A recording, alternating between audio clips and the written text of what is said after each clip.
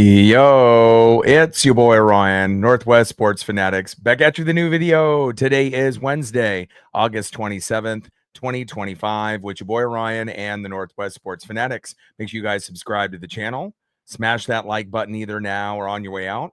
Donate to your boy if you can. Cash App $ORION NWSF or the YouTube Super Chat right here. We got the San Diego Padres versus the Seattle Mariners. First pitch is going to be here in roughly 4 minutes. So let's cue up the music, take a look at the thumb, and let's get into these starting lineups. Happy Wednesday, everyone.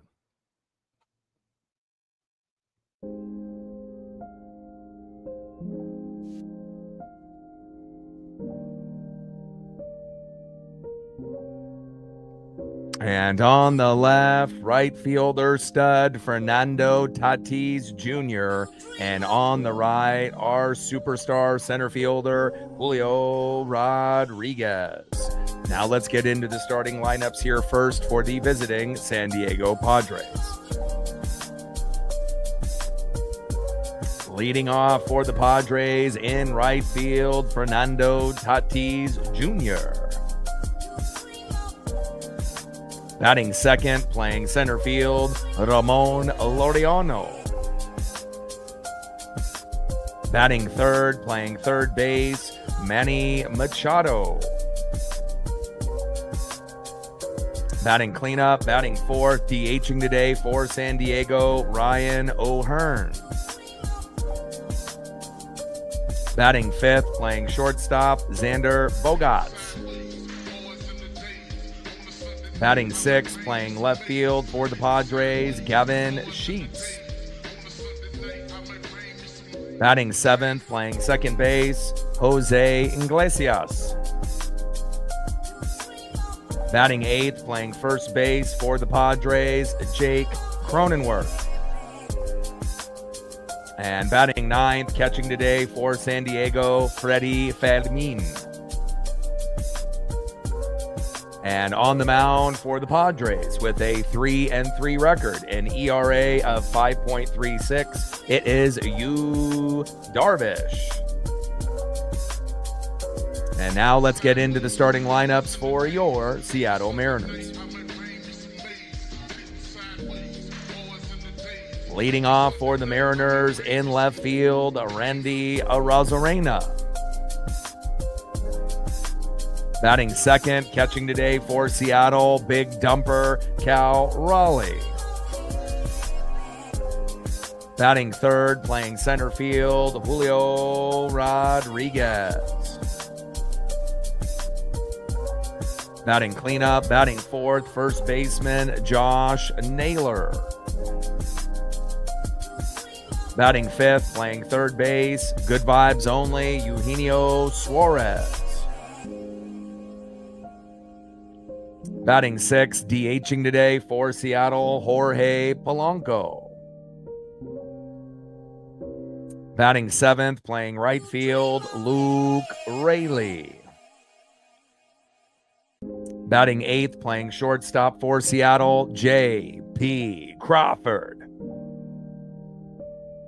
And batting ninth, playing second base, Cole Young.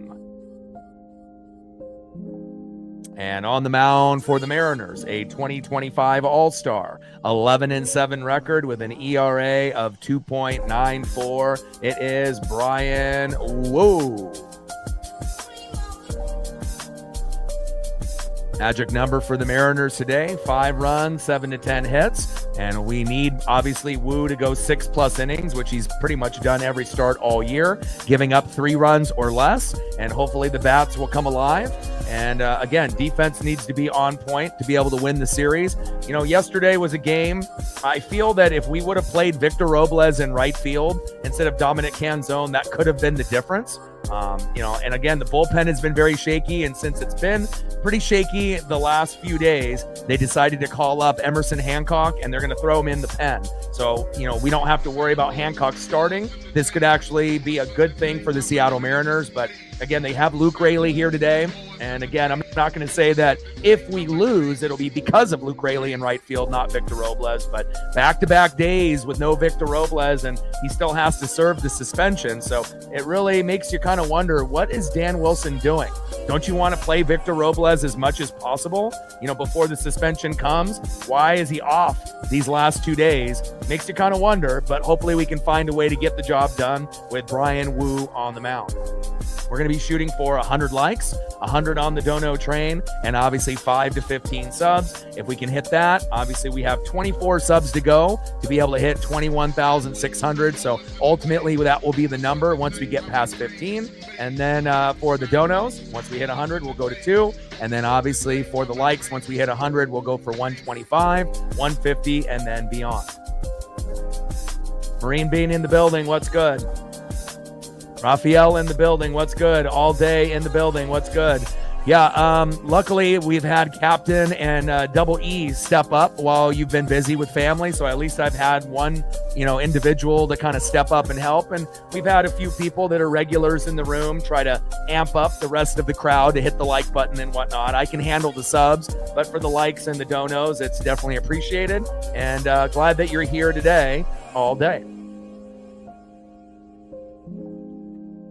First pitch from Bryan Woo to Fernando Tatis Jr. Takes a strike looking right down the middle. 0-1 count. Kelsey in the building. What's good? Ben in the building. What's good? Yeah, especially, when you had an individual that was never really going to play for us. So, it's not like we lost anybody that we were counting on in the pen. It's just somebody that we had, and we decided to be able to make the quick change. And again, that's, something that we should maybe even consider with Logan Evans as well, bringing him in the pen. So that way we have better players there to, pair up with Brash, Bizzardo, Spire, and Mooney. It would make sense, right? Because we have these guys that have starting experience, except they don't have as much pressure. They just have to pitch, maybe just a couple outs, and then we'll be good to go. So I like the move. 0-1 pitch, takes a strike looking right down the middle. No balls and 2 strikes to Fernando Tatis Jr. 0-2 pitch, low and away. 1 ball and 2 strikes from Woo to Tatis Jr.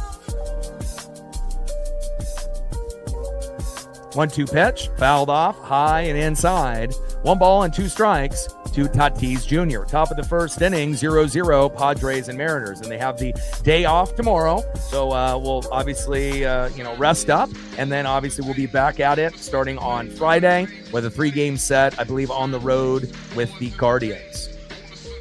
1-2 pitch, low and away with the slider. 2 balls and 2 strikes from Woo to Tatis Jr. Daniel in the building. What's good?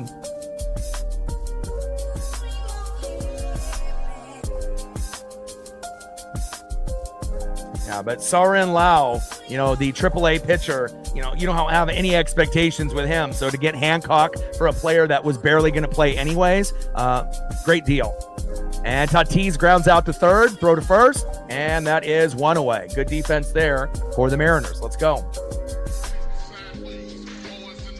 And we have an individual that's got the day off today, which is kind of nice, but they ended up rotating the batting order slightly. Center fielder in the 2-hole now, Ramon Laureano. First pitch to Laureano, takes a strike looking, low and at the knees, 0-1 count. 0-1 pitch, fouled off high and inside. No balls and 2 strikes to Ramon Laureano. So Luis Arraez has the day off. So again, I don't know if that evens out by not having Victor Robles since we didn't play him yesterday, but I really do feel if Victor would have played yesterday, that could have been the deciding factor. Obviously, we know we got down 5-0 early. Castillo wasn't good, but he was good the rest of the way. It could have been 10-0, 12-0. So, I was really proud of the 2-3 run blasts that we were able to get to make that epic comeback. But again, just fell a little short with Caleb Ferguson, in the pen. And, again, when you don't have enough quality guys in the pen, sometimes when you make a ferocious comeback, it's just not enough. And it kind of felt like that game slipped through our fingers a little bit. We had all the momentum going up 6-5, but when they went up 7-6, we didn't have an answer late. 0-2 pitch. Fouled off, high and inside. No balls and 2 strikes from Woo to Laureano.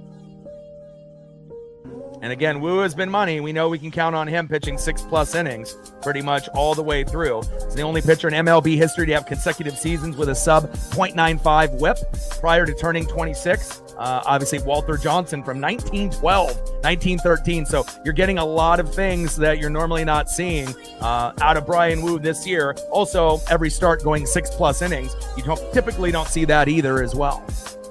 0-2 pitch, low and at the knees. 1 ball and 2 strikes to Ramon Laureano. 1-2 pitch, big swing and a miss. Right down the middle. Down goes Laureano, and Wu with his first K. We like that, baby. Let's go. Nice job by Bryan Wu bringing that electricity early and often. And again, 4 to 7 Ks is typically what we normally can get out of our starters. But if Wu can end up having, 5 Ks within the first 3 innings, he might be able to get himself close to 9 or 10, and that would be money for us. Less guys in the pen, and hopefully he ends up going 6-7 innings like he has all year, and that'll help us with one less guy we have to worry about coming in. Next up is Manny Machado. First pitch from Wu to Machado, takes a strike swinging, high and inside, 0-1 count.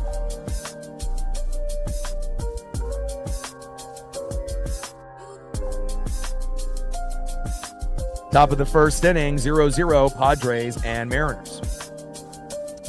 0-1 pitch, takes a strike swinging, high and away. No balls and 2 strikes from Bryan Wu to Manny Machado.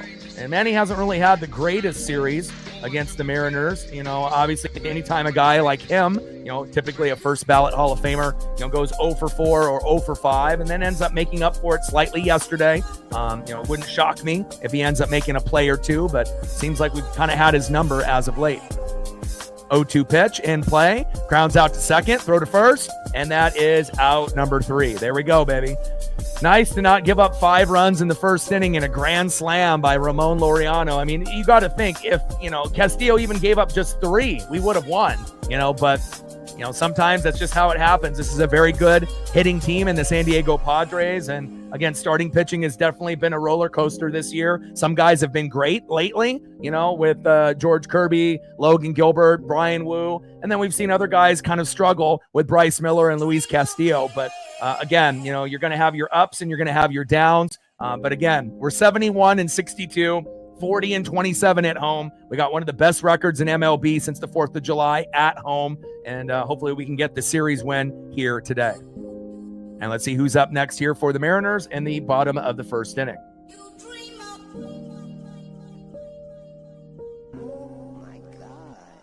Next up for the Mariners, left fielder Randy Arozarena. Batting second, catching today, big dumper Cal Raleigh has 50 home runs. Could we get home run number 51 or 52 today? I sure hope so. Let's go big dumper. And batting third, center fielder Julio Rodriguez. And I definitely would love for Julio to connect with a home run. It seems like he is overdue.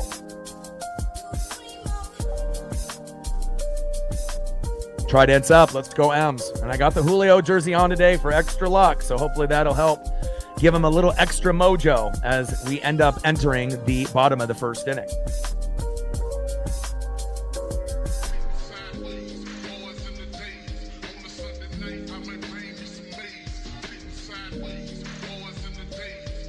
Let's go, baby. 24 subs to 21,600. We might be able to do that here today. I believe we will. First pitch from Yu Darvish to Randy Arozarena. Takes a strike looking right down the middle. 0-1 count. And Yu is not as dominant as he has been in years past. 3-3 record with an ERA of 5.36. So realistically, we should be able to get a homer or 2 off of him until they go to the pen. And hopefully we can get 1 to 3 runs within the first 5 innings on Yu Darvish. 0-1 pitch, low and away with the cutter to Randy Arozarena. 1 ball and 1 strike from Darvish to Randy. And hopefully Randy can set the tone. He hasn't really been the greatest leadoff hitter after filling in for J.P. Crawford, who was on a little bit of a slump. We know Victor Robles would be the best, addition there. But since the suspension is looming, they still haven't reviewed it. Hopefully it goes from 10 games to 5. And then at some point we can implement Victor back in the leadoff spot. I think that would be the best case scenario as long as he's healthy and willing. 1-2 pitch, low and away. 2 balls and 2 strikes from Darvish to Arozarena. Let's go, Randy. We need you to strike early and often.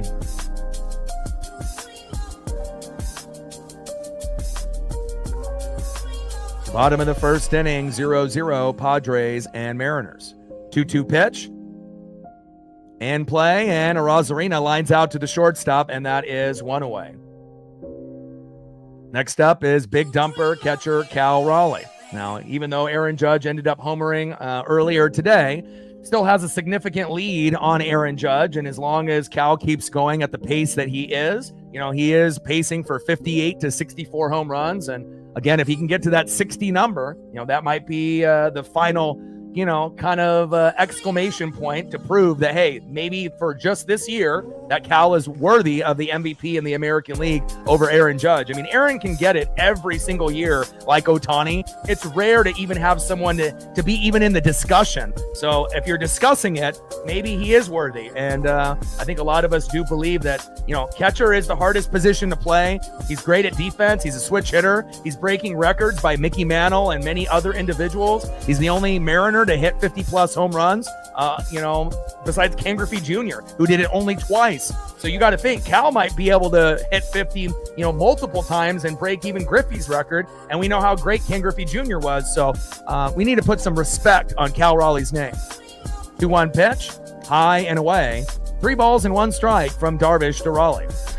And again, it's nice to be able to have a dominant catcher. You go back from the Yogi Berra, Johnny Bench era, obviously moving fast forward to Mike Piazza and Buster Posey and Pudge Rodriguez and, Gary Carter and Carlton Fisk. And you go through all these amazing players that have played the position. But, in this generation, Cal has a chance to be kind of the man for many, many years to come. And we already know he's the best power hitting catcher. And I don't really see anybody competing with him in the short term or even the long term. 3 balls and 1 strike from Darvish to Raleigh. 3-1 pitch, hit deep into right, but flies out, and that is 2 away. Hopefully we can get Cal to go yard here today. Next up for the Mariners, Julio Rodriguez. And we'll take anything we can get, 300-plus hitter after the break. And again, he's done it every single year since his rookie year, and maybe we can end up getting a home run out of Julio at some point in the matchup. He definitely is overdue. First pitch from Darvish to Julio, high and away with a cutter, 91 miles an hour, 1-0 count. 1-0 pitch, low and away, cutter again, 90 miles an hour. 2 balls and no strikes from Darvish to Julio. And if this was Julio at the beginning of the year, he probably would have swung at both of those pitches and been at an 0-2 count. So it's nice to be able to see Julio maturing and actually understanding that you don't have to go for a home run swing every single at-bat. 0-2 pitch, or 2-0 pitch, excuse me. Big swing and a miss right down the middle. 2 balls and 1 strike with nobody on and 2 outs. Bottom of the first inning, 0-0, Padres and Mariners. And again, we have to hit a few home runs. The magic number typically is in that 2 to 4 range. But again, we may have to wait until you exits, but hopefully we'll be able to do a little damage on him and get him to exit by the 5th or even sooner. 2-1 pitch, takes a strike looking high and inside, which should have been called ball. So we'll see if this is how the ump is going to call it with pitches inside today, outside of the zone calling strike. 2 balls and 2 strikes should be a 3-1 count, but it is 2-2. 2 balls and 2 strikes from Darvish to Raleigh, or to Julio Rodriguez. 2-2 pitch, fouled off low and away with the curveball by Yu Darvish, 72 miles an hour with the off-speed pitch. 2 balls, 2 strikes, nobody on, and 2 outs. Darvish on the mound, Julio in the box.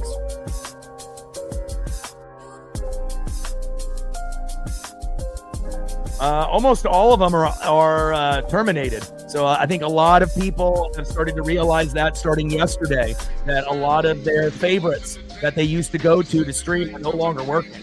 So again, you have to dig deep and to be able to see if you can find, possibly one that will end up working and whatnot. There's pop-ups and everything else. But again, from my experience, just looking around, as down goes Julio for out number 3. But again, we're definitely going to get a big spike in viewership because a lot of people would either watch that and watch me at the same time, or just watch that alone and not even watch us. But if they don't have any other options, then again, I imagine the sub count, the views, the likes, the donos are going to be considerably going up, unless, they end up getting a few others opened up, and whatnot. But I did notice that yesterday that quite a few of them have been shut down. End of the first inning, 0-0 Padres and Mariners. Let's see who's up next here for the San Diego Padres in the top of the second inning.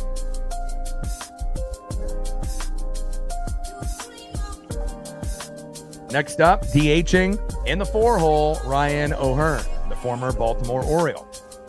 Batting second in the 5-hole, shortstop Xander Bogaerts. And batting third in the 6-hole, playing left field today, Gavin Sheets. And on the mound for the Mariners, with an 11-7 record, ERA of 2.94, 2025 All-Star, our number 1, Brian Wu. Let's go, baby. And we need him to keep continuing his dominance, and he's had a few shaky starts after the All-Star break, but lately Wu and Gilbert have been pretty good. Kirby looks like he's starting to find himself as well. Obviously missing the first 50-plus games was not ideal with that shoulder inflammation. Really, the two guys that we're worried about the most at this point is Castillo and Bryce Miller. And again, it feels like, normally we have to score 5, runs, 7 to 10 hits to compete. But when those guys pitch, it feels like we have to get almost 10. And that's not really realistic, even for the Mariner bats, even though we're very, very good this year. But, hopefully they'll get better as the season goes on. But I wouldn't hold your breath. But at least we bring Hancock into the pen. And if Logan Evans gets healthy and we throw him in the pen, it could help out with some of the issues that we're having with some of the starters. Obviously, we know Durangelo is not ready yet, our draft pick from 2 years ago. He can pitch from the left and the right. And then Cade Anderson, who just won a natty with LSU, our first-round pick, number 3 overall, he will be in the starting lineup probably next year over Castillo, I assume. But we're not going to end up having really access to him until next year or the year after, more than likely. First pitch from Wu to O'Hearn. Low and away, 1-0 count. 1-0 pitch, popped up, and Julio is there in deep center field, and that is 1 away. And we don't have any lefty starters, so it'll be really cool to have Cade Anderson start, to have at least one dominant lefty to pair up with 4 righties. And then obviously when we get Durangelo, he can switch it up right side or left side. And there's no pitcher in MLB that can do that besides him, so that's going to be a huge advantage once he ends up getting the call up. Top of the second inning, 0-0 Padres and Mariners. Brian Wu on the mound, Xander Bogaerts in the box. First pitch from Brian Wu to Bogaerts, takes a strike looking right down the middle, 0-1 count. Let's go, Wu. Got to be dominant today. Can't give up too many home runs and big ribbies. And we swept them on the road. We won game 1, dropped the game yesterday, but I was proud of the Mariners yesterday. I mean, when you're down 5-0 in the first inning and you give up a grand salami, let's be honest, 99.99999%, the fucking game is over, right? You don't come back. And so for us to be able to actually take the lead at one point with 2 3-run blasts, it was pretty amazing. We didn't end up winning. We dropped at 7-6, but most teams, would have gotten blown out like we did when we were on the road against the Phillies. So it really does show you that, this team doesn't have any quit in them. And even if we lose, we're going to give everything that we got. 0-2 pitch, fouled off, high and away. No balls and 2 strikes to Xander Bogaerts.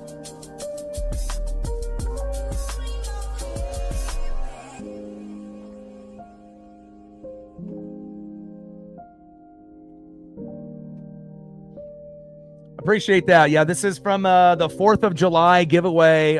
Usually it's a tradition for me and my best friend to go, every year. And we typically go on the 4th of July, and they do usually a giveaway for a hat each time. So, which is something we like to take advantage of, either that or like a bobblehead. 0-2 pitch in play, and Bogaerts reached on an infield single to third, and he is safe.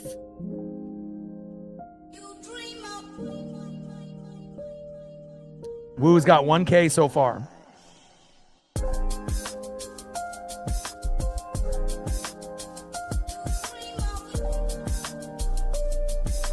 Next up, left fielder Gavin Sheets.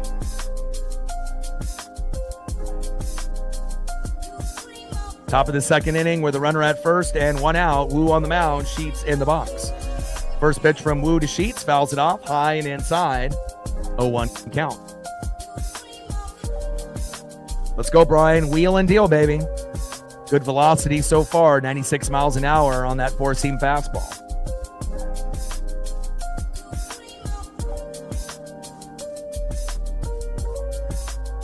Oh, 1 pitch, low and away. 1 ball and 1 strike from Woo to Sheets.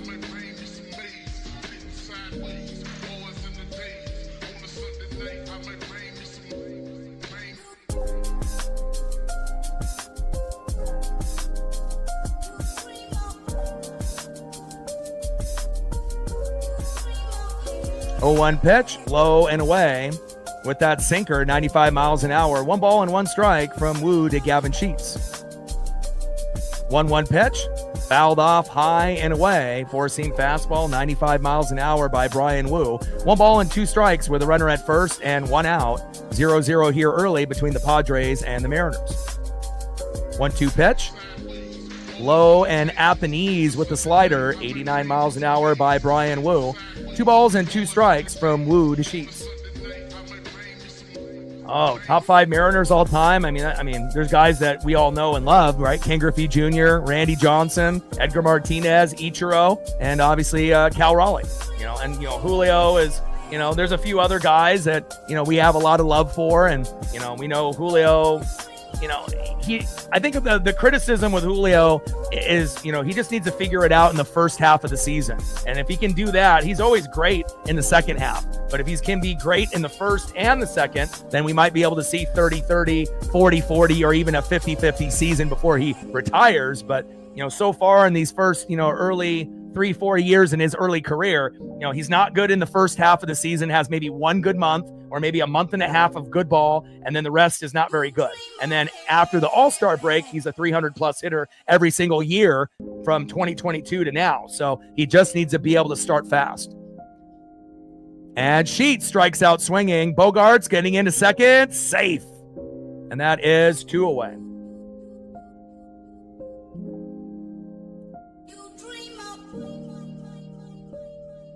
Next up, in the 7 hole, second baseman Jose Iglesias.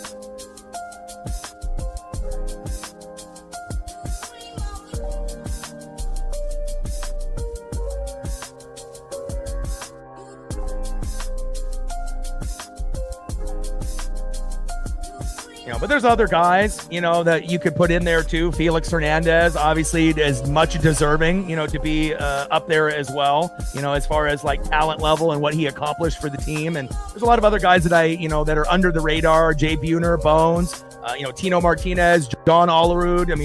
Harold Reynolds. Alvin Davis. There's just so many guys that you could go to. Nelson Cruz, pretty much everyone besides Alex Rodriguez. He's kind of a douchebag. But other than that, that's the only good player that we don't claim. He can be with the Rangers and the Yankees, but we don't claim him here. Even though he did have a young, promising early career with us, but I don't got any love for him. 1-1 pitch, low and away. 2 balls and 1 strike from Woo to Iglesias.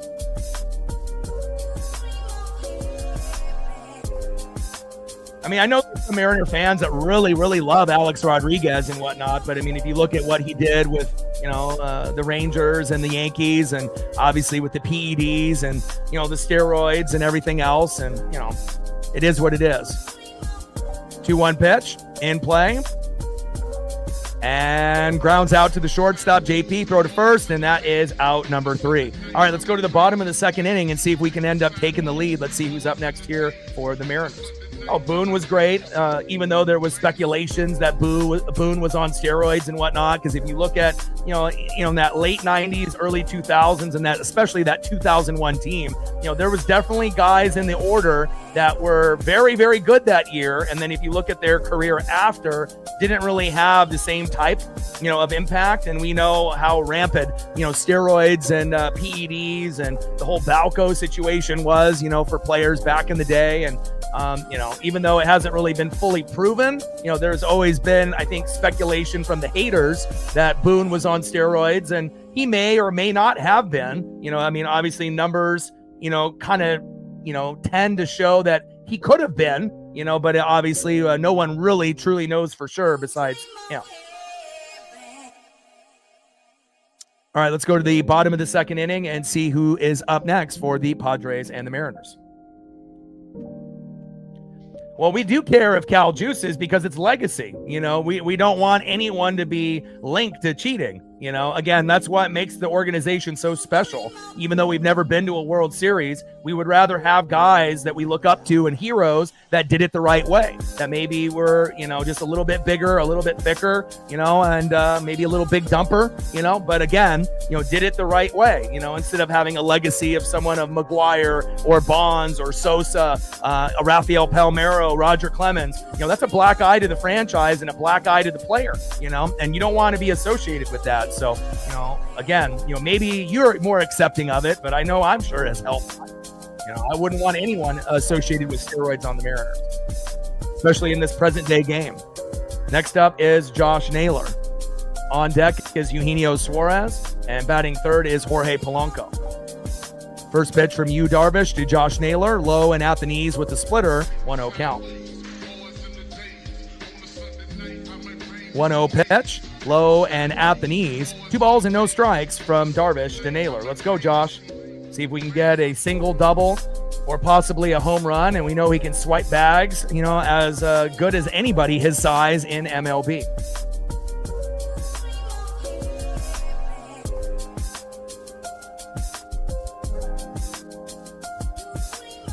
Adrian Beltre, right? Richie Sexson, there's a lot of guys. Really, there's only a few guys that I don't know, I didn't really like too much. Alex Rodriguez is one, and I wasn't really a big guy of Robinson Cano. I know maybe some of y'all liked him, but I was more of a Nelson Cruz guy myself. 2-0 pitch in play, and Naylor grounds out to second, and that is 1 away. I felt like Robinson Cano was overpaid. Like, we finally paid money for someone, but he didn't really deliver based off the money. And again, when you're playing with Jeter and, Bernie Williams, Jorge Posada, and you're going against with all these greats, and then you come to the Mariners, I don't think that a lot of us expected him to be like the best player in MLB, but I think that he definitely was overpaid, and we got better results out of other players on the team, especially like Nelson Cruz, and was a more likable of a player in my opinion too.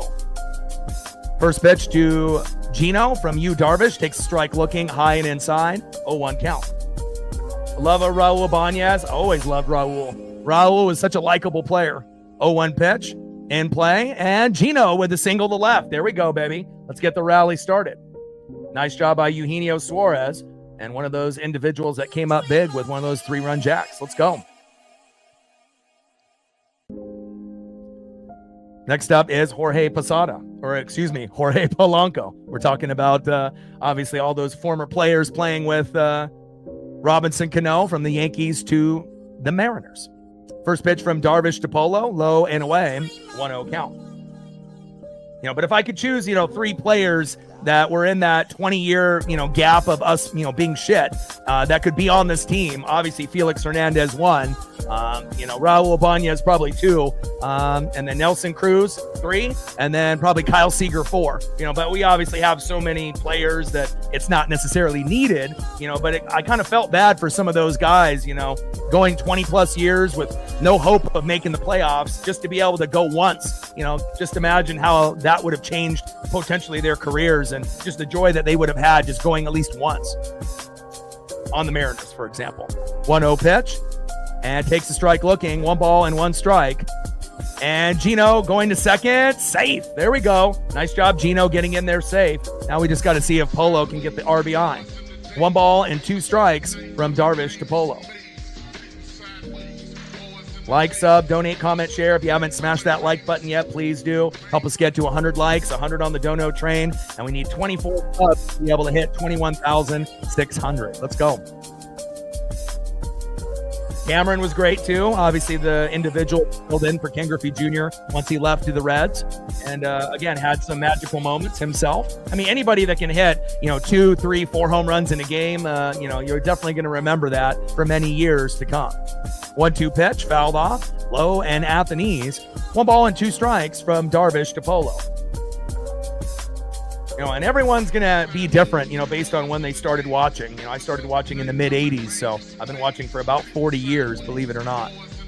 1-2 pitch, big swing and a miss, and down goes Polo. That is 2 away. Had an amazing game 1.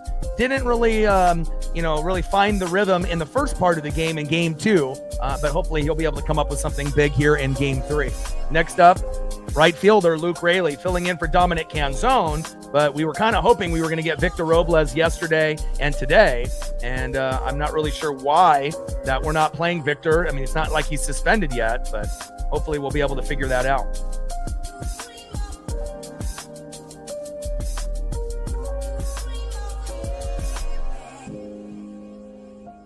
Let's go, Raley. Raley will always give you that hustle. First pitch, low and at the knees with a cutter by Yu Darvish, 1-0 count.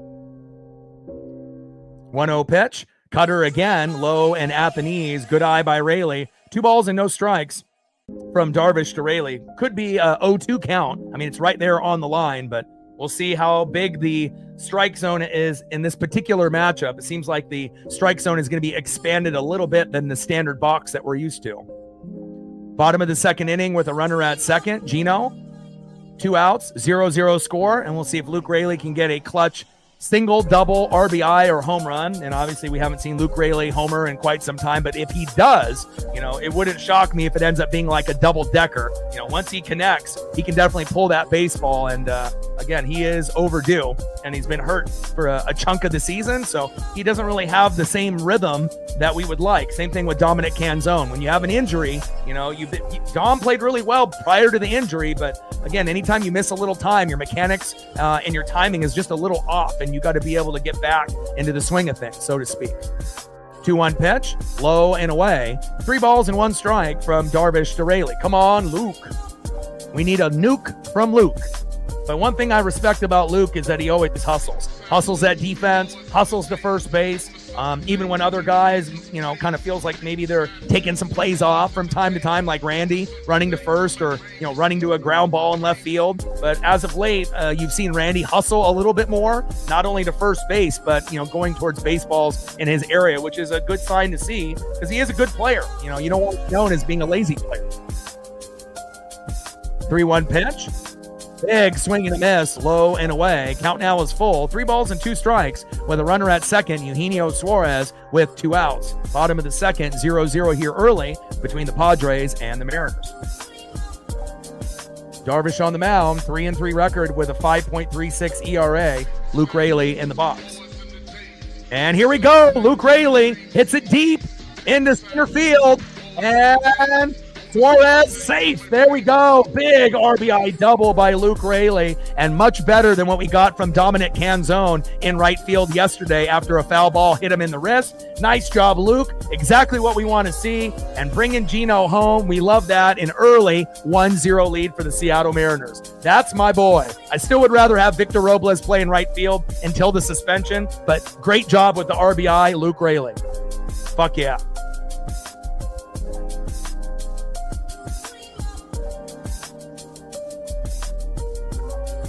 Let's go, baby.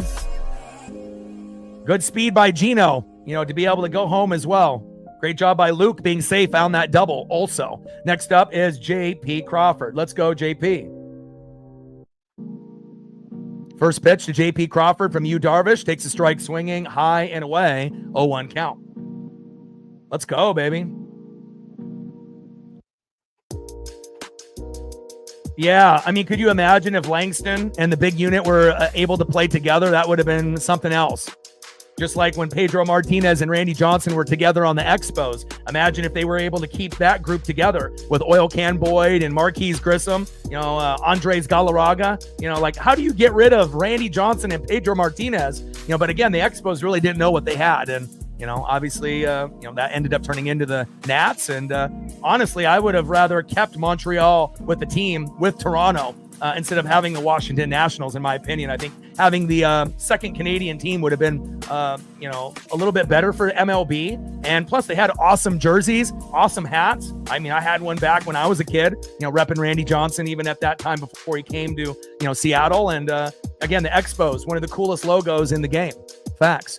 End of the second inning, 1-0 Mariners with an RBI by Luke Raley. Big double to bring Gino home, who got a single and stole second. And getting runners in scoring position is so key. And right there, 1-0 early, Seattle leads. Now let's see who's up next here for the San Diego Padres. Top of the third inning, 1-0 Mariners. Let's go.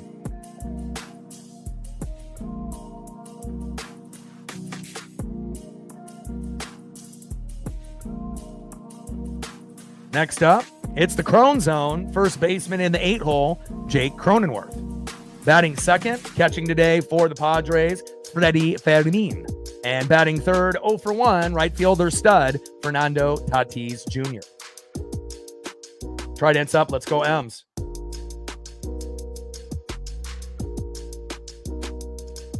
And we've gained quite a few subs already. We needed 24 to hit 21,600. Now we only need 18, so we've gained 6 already. Awesome. Thank you so much. 18 subs to go, do 21,600. We should be able to hit that before the game is over, I would think. Still looking for our first dono on the dono train. And on the likes, we'll get an update by Captain or All Day in the building at the moment. First pitch from Wu to Cronenworth. Pitch is low and at the knees, 1-0 count. Wu on the mound with an 11-7 record, 2.94 ERA, one of the only pitchers to go 6+ innings in every start, which is not normal. And again, a 2025 All-Star, was very good at the beginning of the year, a little shaky after the All-Star break, but as of late, he started to pick up the pace on what we need, making this playoff push. 1-1 pitch, fouled off, low and away. 1 ball and 2 strikes from Wu to Cronenworth.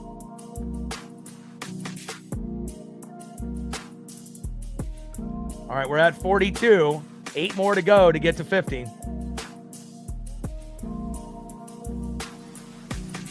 1-2 pitch, fouled off, high and away. 1 ball and 2 strikes from Wu to Cronenworth.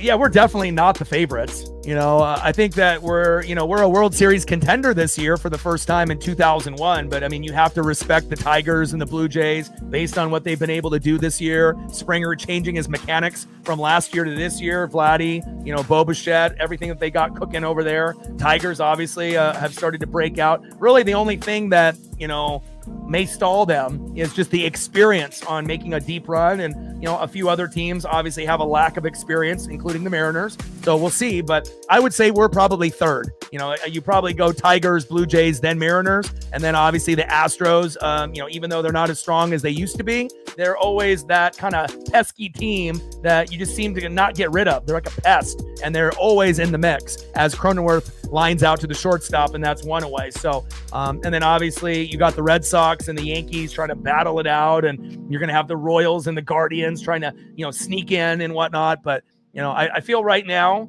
I think that, we're probably third. But again, that could change between now and the end of the year before we actually make the playoffs. We could potentially, be in that 2 position or 1 position right before the playoffs, but we're going to have to kind of wait and see how we play. Starting pitching has been up and down, and we know the bullpen as well, and they're bringing Hancock into the bullpen, hopefully Logan Evans also, and we'll see where it goes. And then obviously the National League is very, very deep. Phillies, Mets, Brewers, Cubs, Padres, Dodgers. Need I say more? 1-0 pitch in play, and Fermin grounds out to third. Gino is there, throw to first, and that is 2 away. But I pay attention to the entire league, every team, every player, try to, scout, against potential opponents, and also to see, how the game has evolved, in the last few years. It's definitely changed quite a bit. Next up is Fernando Tatis Jr. Top of the third inning, 1-0 Mariner lead with a big RBI by Luke Raley.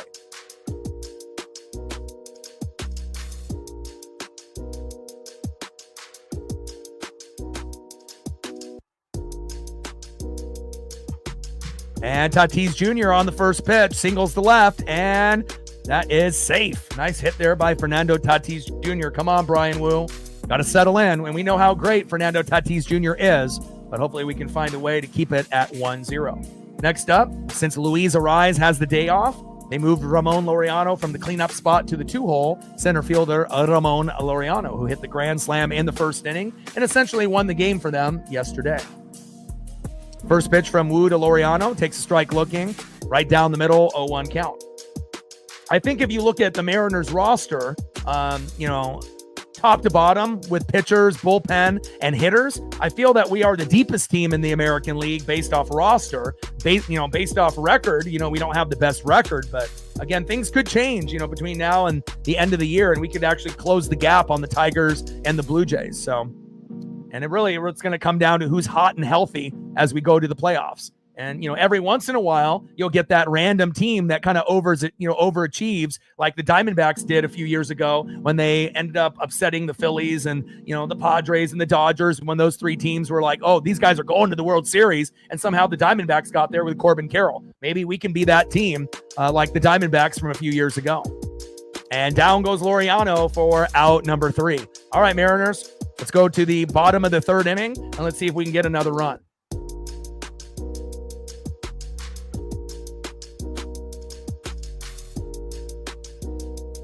Next up for the Mariners in the 9-hole, it's a Cole World, baby, Cole Young, who's actually been pretty productive for us in his rookie season. Let's go, Cole. Batting second, 0 for 1, left fielder Randy Arozarena. And we need our leadoff hitter to set the tone. We had that with JP a few years ago, and then Victor before he got hurt early in the year on the Giant series on the road. Randy has been, very streaky, hit or miss. And again, if you look at the lineup, I guess potentially, you could put Cole Young as the leadoff hitter and give him a shot at it to see if he can do any better than Randy. But hopefully we can end up getting some singles, doubles, home runs. And obviously Randy, when he's on, he's going to come up big. Like when JP got the single yesterday, Cole Young got the walk. And then what happened when we were down 5-0? Boom, 3-run blast. And then a little bit later, another 3-run blast by Gino. And again, hopefully we can continue to see Randy improve in the box. And then batting third, big dumper, Cal Raleigh, sitting at 50 home runs. And I'm hoping we can get number 51 here today. Let's go, big dumper. Hell, you might be able to get 51 and 52. We know he can hit multi-homer games. Let's go, Cal Raleigh. Trident's up. Let's go, M's.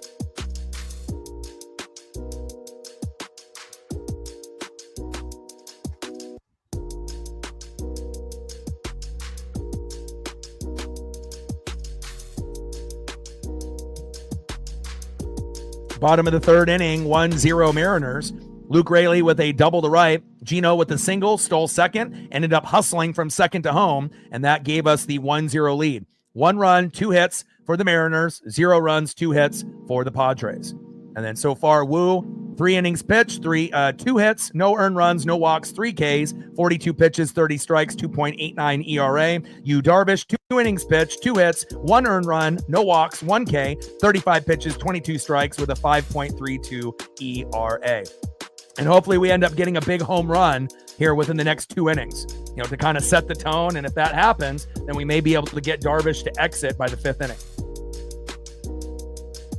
I've been doing this for a long time. I've been streaming for 13 years. This is my 9th year on YouTube specifically. Next year will be 14 years, and it'll be my 10th year on YouTube. And when I first started, I gave myself a 10-year plan, to be hopefully full-time by 10 years. And I've already been full-time for the last 3 or 4. So I'm a little ahead of schedule. But again, I still got a long ways to go. Want to get to 25K, 50K subs, 75. And then my long-term goal, obviously, is 100K subs. So first pitch from Darvish to Arozarena, takes a strike swinging, low and away, 0-1 count. But we're one of the only channels here that does everything. I do baseball, basketball, football, hockey, NASCAR, WWE, AEW. We've done UFC and boxing. So really, there's not anything that I don't feel, not comfortable doing. Really, it's just a matter of, the preparation, reading a lot, watching a lot of film, and keeping up with what's going on in the sports and wrestling world. Big facts. 0-1 pitch, high and inside. 1 ball and 1 strike from Darvish to Arozarena. Yeah, so I watched Judge hit the homer earlier today. I was actually watching the game when he did it. But he's only at 41, so still 9 behind Cal Raleigh. 1-1 pitch, fouled off. Right down the middle with that splitter by Yu Darvish. 1 ball and 2 strikes to Randy Arozarena. 1-2 pitch, big swing and a miss, high and away. And that is strike 3, 2 away. Down goes Randy. Hopefully he'll be able to make up for it later in the matchup. Let's go, Randy. Next up, big dumper, Cal Raleigh. And see if we can get a solo dinger here out of Cal in the bottom of the 3rd inning. Let's go, big dumper. We'll take singles. We'll take doubles. But again, we're looking for that big home run. So that way he can still be 10 up on Aaron Judge.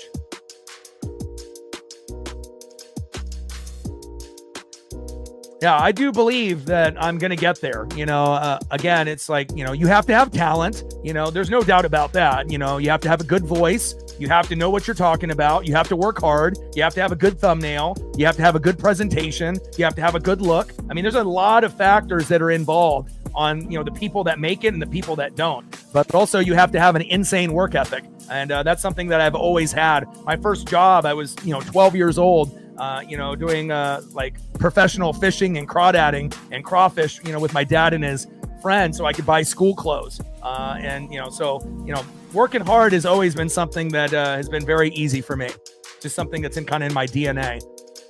1-1 pitch, low and at the knees. 2 balls and 1 strike from Darvish to Raleigh.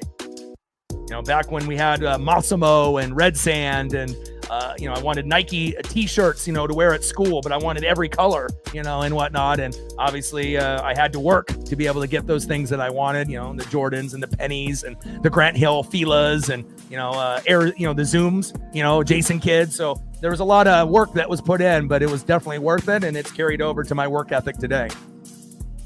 2-1 pitch, takes a strike looking high and inside. 2 balls and 2 strikes from Darvish to Raleigh. 2-2 pitch, fouled off, low and away. 2 balls and 2 strikes to big dumper, Cal Raleigh. Yeah, I like symmetry. Again, I don't have to be like everyone else, and plus I got multiple screens and I want to make sure that if I'm looking one way or another, that there's not going to be a moment where anyone's going to miss anything with the audio. I like symmetry as well, where, everything looks, just right down the middle, left and right. And I'm doing play-by-play and color. So there's a number of reasons why I have the look that I have. Everything is calculated. Bottom of the 3rd inning, 1-0 Seattle. Yu Darvish on the mound. Cal Raleigh in the box. And Raleigh fouls out and caught. And that is out number 3. Unfortunately, we don't get home run number 51 by Cal, but we may before the game is over. 1-0 Seattle. And let's go to the top of the 4th inning.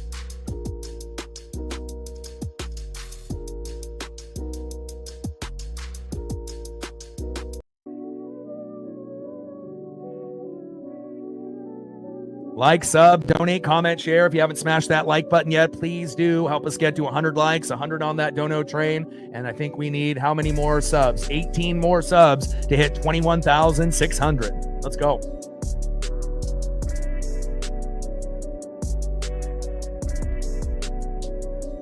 And all the music on the channel is from my friend and up-and-coming producer here in Oregon, Brooks Beats. And again, it's always nice to be able to support your friends when they have dreams and goals as well. Shout out to my boy Brooks.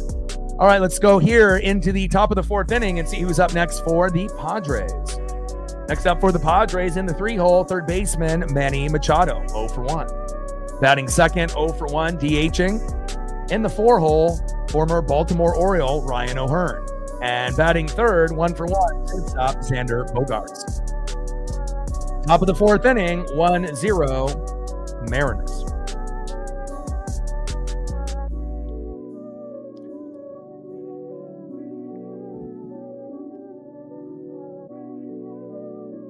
Yeah, I did a lot of sacrificing too. Some people have heard the story and whatnot, but I'm a big collector of toys and sports cards and memorabilia. And I sacrificed a PSA 9 1986 Fleer Michael Jordan rookie card that's now worth 20 to 30,000, for the microphones and the computer, the iMac and the speakers and all that. And I had the card, from 2003 until 2017. So I had it for about 14, 15 years. And sometimes you got to sacrifice things, for your dreams. And I don't have any regrets. I had it for quite some time, but, a piece of me still wishes that I still had it, but again, what would I rather have, 20,000 plus subs and a channel that I can have for the rest of my life, or a $20,000 card? And I know some people would probably say the card, but again, dreams and goals are very important, to not only me, but to others. And sometimes you got to sacrifice those things to make your dreams come true. First pitch from Wu to Machado, takes a strike looking right down the middle, 0-1 count. 0-1 pitch, fouled off right down the middle. No balls and 2 strikes from Wu to Machado. 0-2 pitch, low and away with the slider, 1 ball and 2 strikes from Wu to Machado. I ended up getting it for a very crazy amount when the economy was low. In 2003, in LeBron's rookie year, I won it for $1,000 when it was worth $2,500. So obviously, being the best and being the GOAT and, having the influence on shoes and clothes, and obviously with the championships and all the accolades, I knew I couldn't get a Babe Ruth or a Mickey Mantle rookie for $1,000. And, it just so happens I won the, last bid with about 100 different people back then, and, found a way to make my dreams come true. 1-2 pitch, big swing and a miss, and down goes Machado, and that is 1 away. And then as far as the Hawks, even though I am a Mariner fan and a Kraken fan, but I do live in Oregon. So I'm a Duck fan, not a Husky fan, but I do follow the Huskies and the Cougars and the Beavers. And then as far as football and the NFL side, I'm not a Seahawk fan. I'm a Tampa Bay Buccaneer fan. And the main reason is not because of Tom Brady. I'm a defensive-oriented fan, and I'm always a guy that's a linebacker guy, a safety guy. So for me, I'm a Derek Brooks guy. I'm a John Lynch guy. I'm a Warren Sapp guy. I'm a Rondé Barber guy. I'm a Mike Allstott guy. So obviously, the Seahawks didn't have players like that, back, when I was like 12 or 13. And, I really did like the Niners growing up with Montana and Rice, but I didn't want to be a bandwagon fan and be like, look at me, 4 championships in the 80s and Steve Young and Dion and Rice in 94. And, I decided to wait one more year until 95. And then they drafted Sapp and Brooks to Tampa. And I was like, John Lynch was already there. I was like, this is my team. And then I've stuck with them since. So, but I do think that the Rams should be the best team in the division this year. The Hawks will compete with the Niners for second. I believe Niners lost a lot of pieces, and, Seahawks look decent in preseason, but as anybody knows, preseason and regular season are completely different. So, and we assume the Cardinals will typically finish in last like they usually do, but we'll definitely be watching the NFC West closely. 1-2 pitch, fouled off, high and away. 1 ball and 2 strikes to Ryan O'Hearn. 1-2 pitch, low and at the knees. 2 balls and 2 strikes to Ryan O'Hearn. Top of the 4th inning, 1-0 Mariner lead.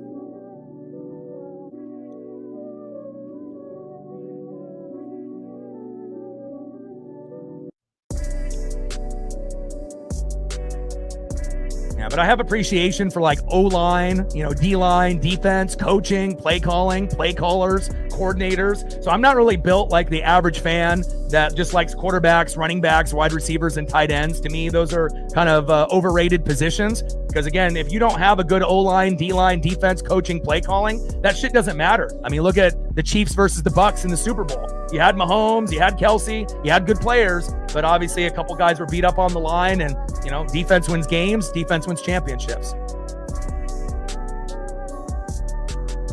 3-2 pitch, fouled off right down the middle. Count is full. 3 balls and 2 strikes from Wu to O'Hearn.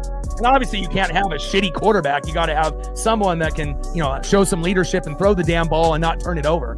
But I definitely feel like, some of those positions are a little, over glorified by the media, and, the positions that really matter are like O-line and D-line, defense, coaching, play calling. And again, you can have average players at quarterback, running back, wide receiver, and tight end. And if you have elite and everything else, then those players will go up a couple pegs because of what's around them, Can't have an amazing quarterback, running back, wide receiver, and tight end in a dog shit line and think that you're going to win games. Facts.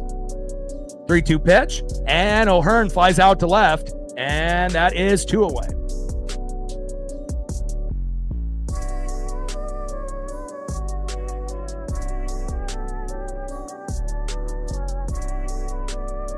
Next up, shortstop in the 5-hole, Xander Bogaerts. Top of the 4th inning, 1-0 Mariner lead.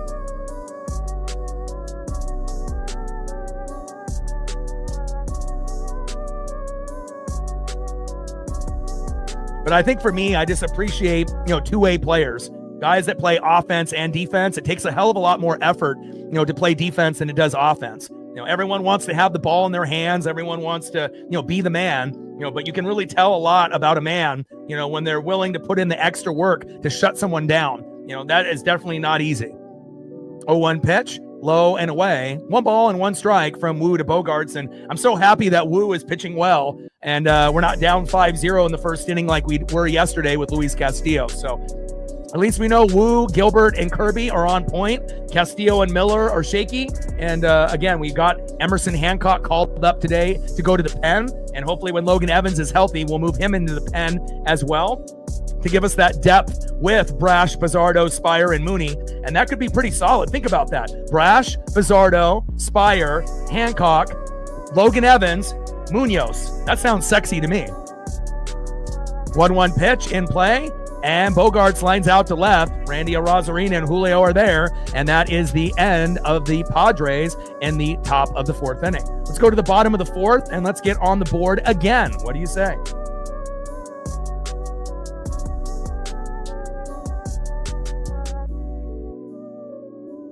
Next up for the Mariners, 0-for-1 center fielder Julio Rodriguez. Single, double, triple, home run. Give it to me, baby.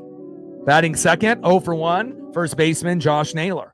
And batting third, 1-for-1 with a run, third baseman, good vibes only, Eugenio Suarez. Yeah, to be honest, when we had Bruce Arians, we already had a good team with Godwin and Evans, but when they ended up getting Brady and then Gronk and then fly like a butterfly, sting like AB before he lost his goddamn mind, Antonio Brown, it was really shocking. I never thought the Bucs would ever win again. I thought we would be competitive, but after that 2002 roster with Sapp and Brooks and Rondé Barber and Lynch and Simeon Rice and Mike Allstott, that was like my baby. That was something really special. And I just really didn't think that we would make it any far as maybe the NFC Championship game, and that would be at the very deepest position. But then when you end up getting, Hall of Famers like that, I was more of a Peyton Manning, Joe Montana guy myself. Obviously the Patriots have a reputation of, doing some cheating and whatnot with Belichick and whatnot. And so obviously I never really, was a full, I'm a hardcore Brady guy. And even when Brady was on the Bucs, I was, I don't have a Brady jersey. I don't have a Gronk jersey. I didn't hop on that wagon. Now, did I appreciate that they were there? Absolutely. Because if we didn't have them, we would have never won, period. He brought out the best in the organization, and I'm happy that we got him. We're 2-0 in Super Bowls like the Baltimore Ravens. And, it is what it is. And I really like what we have cooking with Baker Mayfield this year. And I think that we are going to be one of the top 5 teams in the NFC. And we're definitely going to have a chance to make the NFC Championship game, even with some minor injuries to Godwin and Wirfs in these early stages. But getting Emeka Egbuka, Tez Johnson, it's nice to be able to see some of my Duck players on the Bucs, and we'll see where it goes, as well as some Huskies like Vita Vea, who I love as well. 1-0 pitch, and Julio with a big single to right. There we go. Nice job by Julio Rodriguez. Nice job, J-Rod. But I follow everything. Basketball, baseball, football, hockey, NASCAR, WWE, AEW, you name it. I follow it. We're not average here. We're fanatics. Nice job by Julio Rodriguez. I wore the jersey today to hopefully give him some extra luck, and it looks like it's working. Next up is Josh Naylor. 0-for-1. Let's see if Josh can get a homer or get on base with a single or a double. Let's go Nays. And we already know, the teams that are going to be good. Rams obviously look like they have the best team in the NFC West for now, but injuries could, shake things up. Obviously, we know the Bucs will be the best team in the NFC South going for the 5th, championship, NFC South, championship in a row. Falcons should be, close. Obviously, Saints are going backwards, and Panthers obviously might get 3rd this year. Eagles and Commanders should be pretty good. I wouldn't expect too much out of the Cowboys or the Giants. And then obviously we know that the Lions will be good, with Jared Goff and the Goffense. And then we'll see what happens with the Packers and Vikings. They're usually in the mix as well. And the Bears will be on the bottom like they always are, as little brother looking up at big brother. So, and then obviously in the AFC, you got Lamar and the Ravens, you got Josh Allen and the Bills, you got Mahomes and the Chiefs, so there's, Bo Nix with the Broncos and a few other teams that are going to be, trying to do some damage in the AFC as well. But it should be a pretty fun year for not only the NFL, but for also college football. 1-0 pitch, low and at the knees. 2 balls and no strikes from Darvish to Naylor. 2-0 pitch, low and away with the cutter. 99 miles an hour. 3 balls and no strikes from Darvish to Naylor. And so far, so good for you. 3-3 record, 5.36 ERA. But a home run, it feels like it's on the cusp. Like, where that home run should be coming here pretty soon for the Mariners within the next 3 innings.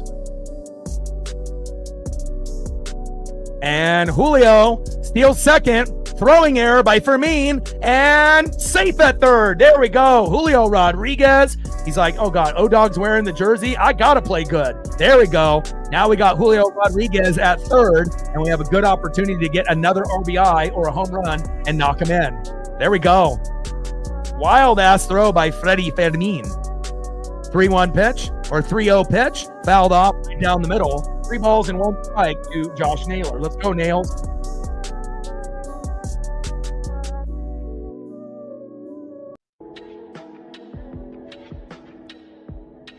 Big pickup for the Seattle Mariners. And not only for this year, hopefully we can re-sign him and he can be on our team for many years to come. 3-1 pitch. Good eye by Naylor by not getting baited there. And now we got runners on the corners at first and third with no outs. I love this, baby.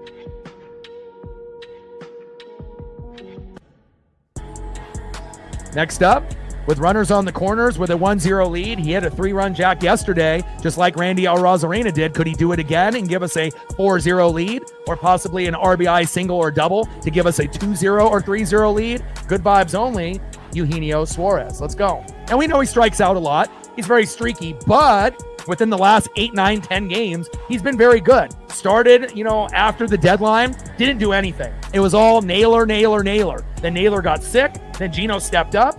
And then now we're starting to get to a point where both are playing well, just like with Julio and Cal, right? It's usually one or the other, but now both of them are doing pretty good. And same thing with Naylor and Gino. It was usually one or the other. And now if we can get Naylor and Gino, Julio and Cal, and there it is, back, see ya! Eugenio Suarez does it again, a 3-run bomb. Man, our ESP is on point here today. 4-0 Mariners. Let's fucking go.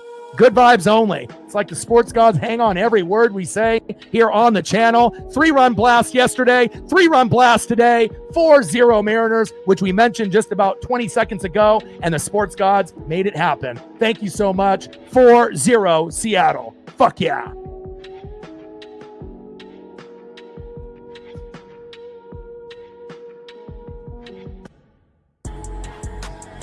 I love when we can speak things into existence, It's like I really do feel, the sports gods, they do hang on every word, here. And it's nice to be able to see players, end up struggling, and people getting criticized. And then all of a sudden saying, hey, you can criticize me all you want, but it is good vibes only. And again, Gino, not big. Let's go. 4-0 Seattle. Let's go, baby. And again, I'm going to come up with, usually 2 ESP moments, every stream. Yesterday we had like 8. I think we were 8 for 8 yesterday, and you're not going to see any other streamer do what we do here. But again, I usually watch about 3 or 4 hours of film, and I do a lot of reading every day. Plus, I pay attention to every at-bat, every pitch, body language, home away. I'm looking at stats and analytics, and it's also vibe, looking at the pitcher and the location of where things are going. So, and Polo. And just foul. Wow, Polo almost homered there. Wow, we pulled that ball and just foul. 0-1 pitch, high and away, missing the strike zone by about 10 feet there. 1 ball and 1 strike from Darvish to Polo. Let's go, baby.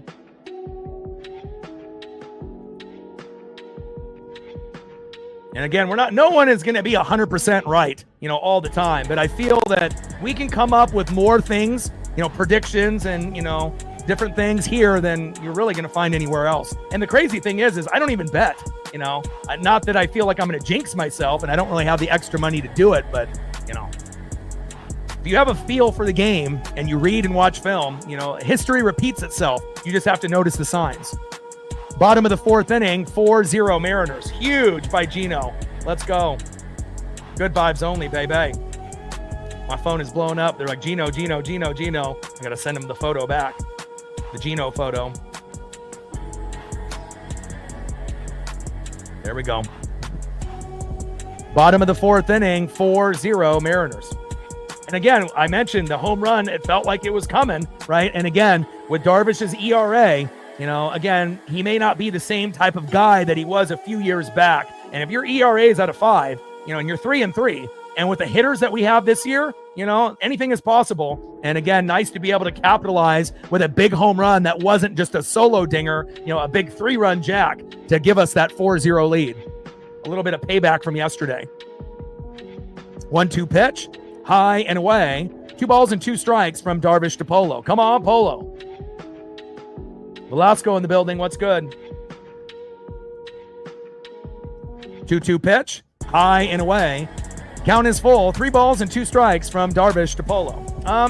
People know who I am. I know like Good Morning Football, Pat McAfee, Peter Schrager would steal some of my catchphrases. And, there's people that, that are famous that have social media teams, and people that are famous that watch people on YouTube, because a lot of them are not very creative and they want to be able to watch someone else that actually does the work instead of just reading a teleprompter and whatnot. But, I feel that I would be a great scout, but again, I'm doing my dream here, obviously, trying to entertain you guys, and obviously, trying to be able to establish myself as one of the greats and one of the GOATs on YouTube, that does sports and wrestling. Down goes Polo, and that is 1 away. But I definitely feel if an organization hired me to, give input, based off the film that I'm watching and all the reading and the stats and the analytics, I think that I would be an asset to a team for sure. First pitch to Luke Raley, hits it deep all the way back to the wall, and he is out, and that is 2 away. But a nice hard hit ball there by Luke Raley. Down goes Luke, down goes Polo. Let's see what we can get here now with JP Crawford. Let's see if we can extend this, little Uncle Mo and this momentum that we have right now. And we're very good with 2 outs typically. So just because we have 2 outs doesn't mean, out number 3 is just right around the corner. We might be able to score 1 to 4 runs with 2 outs, and we've done it many, many times. Wow, hell of a catch out there in left field. First pitch to JP Crawford, low and away, 1-0 count. 1-0 pitch, takes a strike looking high and away with the cutter. 1 ball and 1 strike from Darvish to Crawford. 1-1 pitch, high and away.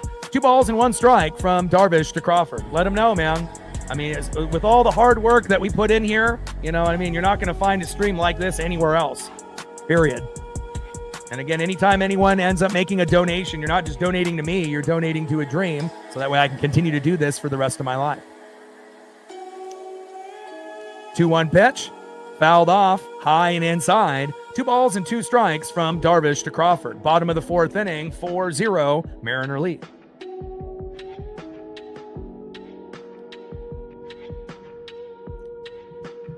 Yeah, and again, we swept them in San Diego at the beginning of the year. They only scored 1 run each of the first 3 games. And again, yesterday, if we didn't give up fucking 5 runs and a grand slam by Ramon Laureano by Luis Castillo, we would have probably won yesterday. But again, not playing Victor Robles might have been the bugaboo, where we could have maybe got some late, production, out of Victor Robles. But, the Padres are a good team, but it seems like, we have had their number. But why is that? Because we play up to the competition. When we play other teams that are World Series contenders or good teams, we play well. We play really good against the Astros and Rangers. We don't play good against the Angels and the Athletics. Have you ever wondered that? It's because when you play down to the competition, you think it's going to be easy. Their record's not very good. We own them. And then all of a sudden they get a big 3-run jack in the first inning by Brent Rooker, and then you just can't, recover. And sometimes you do, but sometimes you don't. And that's why I feel with this Mariner team, just like a lot of other teams in other sports, you're always going to bring your best when you're going against a really good team. When you play the White Sox, the Marlins, the A's, the Angels, or teams like that, there's always going to be a chance that, maybe some of the guys are sleepwalking for half the game. And by the time that they wake up, you might already be down by too much to come back and win. That's facts. And down goes JP on strikes, and that is out number 3. All right, well, we got the big 3-run jack that we wanted there, and we were hoping that we could eliminate Yu Darvish by the 5th, and we got a nice 4-0 lead here for Seattle going into the top of the 5th inning.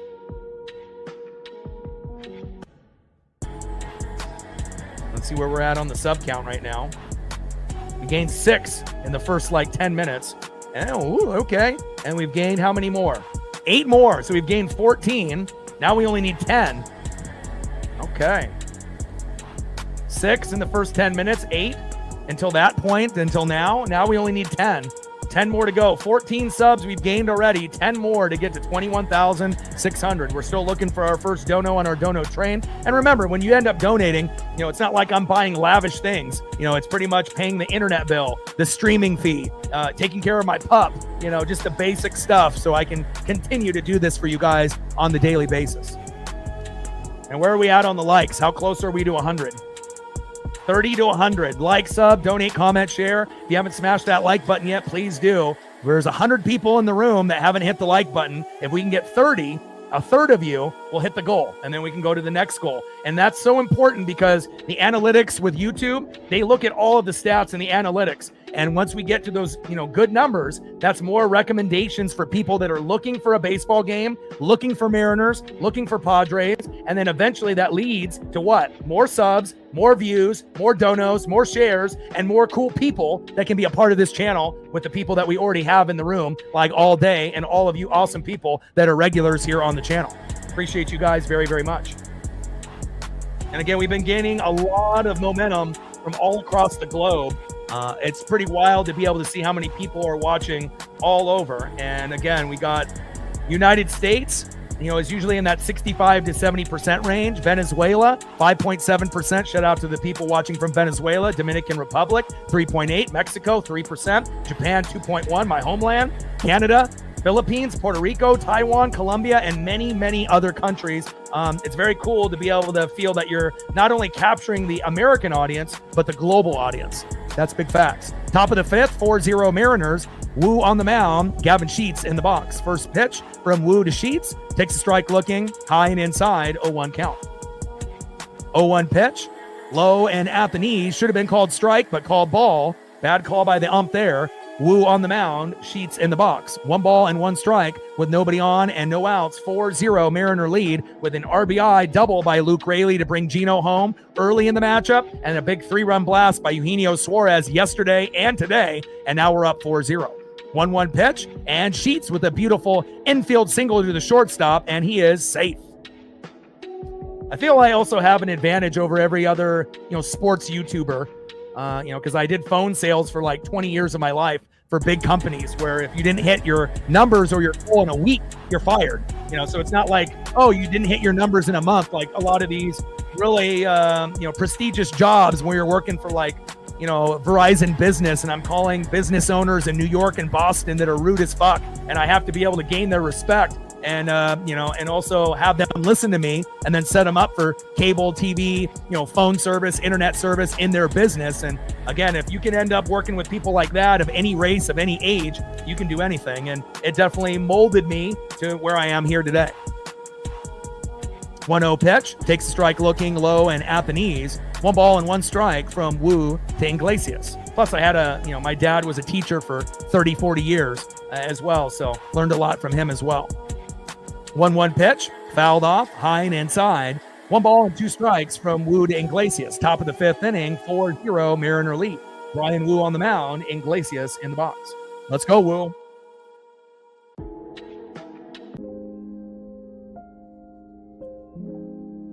One pitch, fouled off, low and at the knees. 1 ball and 2 strikes from Wu to Iglesias.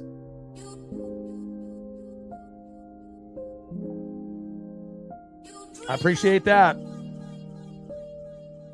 Oh my gosh. Top of the fifth inning, 4-0, Mariner lead. Dog food is expensive. People don't realize, when you're taking care of a pup, usually dog food is going to run over $80 for a month, and on top of, toys and other things, it definitely adds up and whatnot. So, I got to work hard. I mean, I work on my birthday, I work on Thanksgiving, I work on Christmas. I really don't take too many days off, maybe 1 or 2 a month, so I'm really pushing and grinding. Got to work hard if you want to make your dreams come true.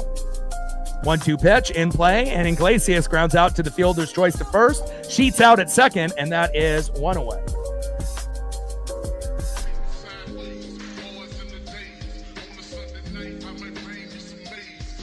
Next up, first baseman in the 8 hole. It's the Crone Zone, Jake Cronenworth.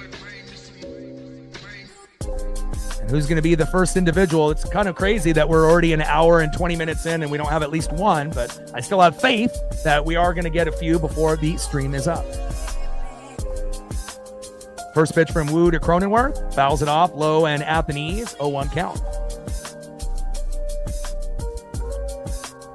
And then at some point, if we end up getting a few sponsorships, to be able to, kind of help pay the bills, obviously then it'll be a little bit easier, to be able to manage things and whatnot. But we don't have I know there's going to be one at some point or another. But again, you have to make sure you're partnering up, with a company that you believe in, not just, getting a payday out of it and, promoting a shit product.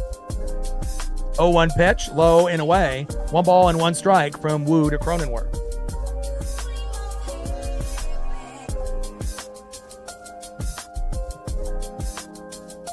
Top of the fifth inning, 4-0, Mariner lead with a runner at first and 1 out. Wu on the mound, Cronenworth in the box.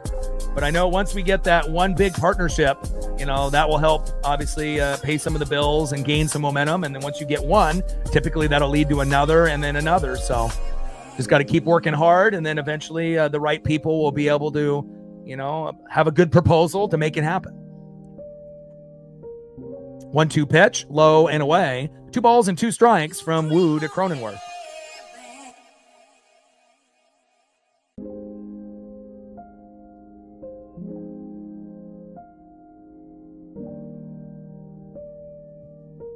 Two-two pitch, high and away with the 4-seam fastball. 3 balls and 2 strikes from Wu to Cronenworth. 4-0 Mariner lead here in the top of the fifth. And it definitely feels good to be on this side of the scoreboard rather than being down 5-0 in the first inning yesterday. Big facts. Let's go, Wu. Keep wooing them. 3-2 pitch, fouled off right down the middle by Jake Cronenworth. Brian Wu on the mound. The Crone Zone in the box. Let's go, Brian.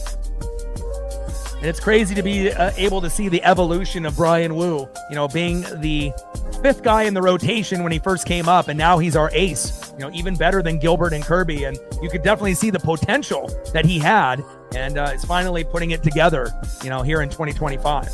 3-2 pitch, and good eye by Cronenworth, and that is a rare walk for Brian Wu. Next up for Brian Wu, in the 9-hole, catcher Freddie Fedmin. And we need a double play to get out of this jam. He's got runners at first and second with 1 out. If not, it's going to be 4-1 or 4-2 in a heartbeat, or possibly 4-3. Let's go.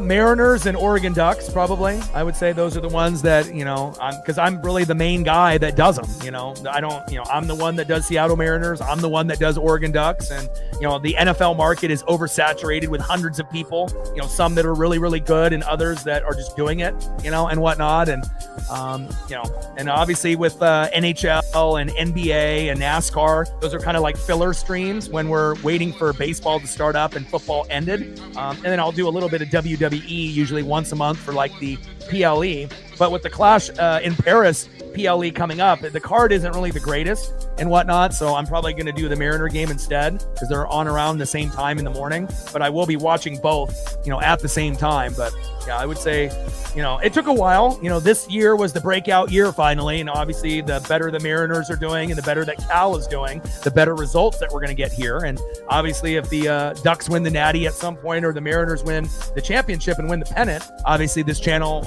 will definitely explode, to a whole nother category of views and likes and subs. So, and both are contenders, and you never know. It could end up happening at some point or another.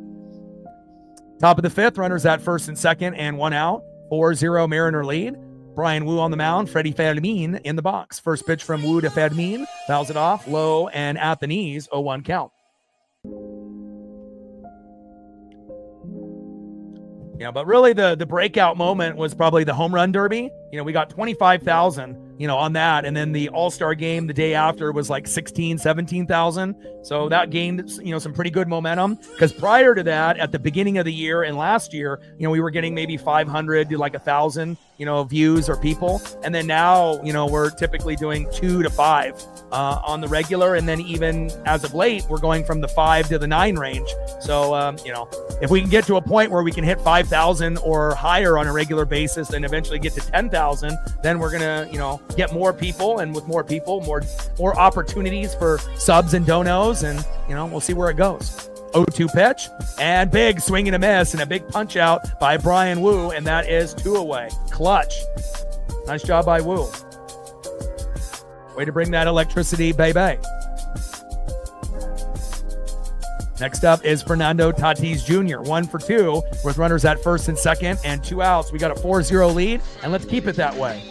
Let's go, Brian. Keep wheeling and dealing, baby.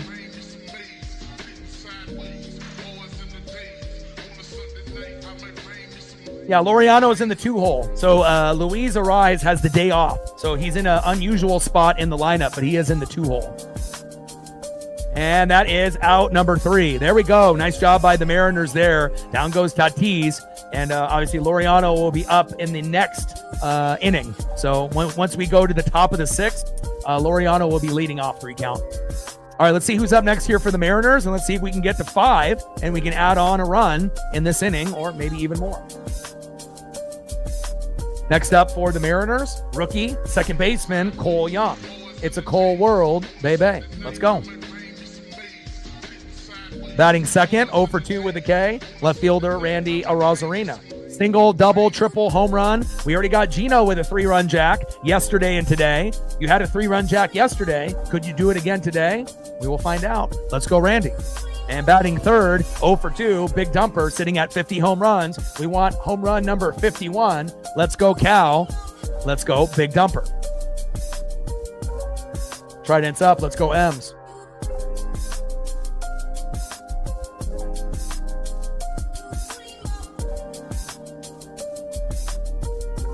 There we go. Finally got someone to show some love. Appreciate that, man. And all it takes is like that first person to get the dono train started, and then others will follow. Appreciate that. We're at 5:95 to go, and we'll get some Woo photos. Let's do it. 5 stacks, racks with a little cactus jack. Bang, bang. Appreciate you. We're at 5:95 to go.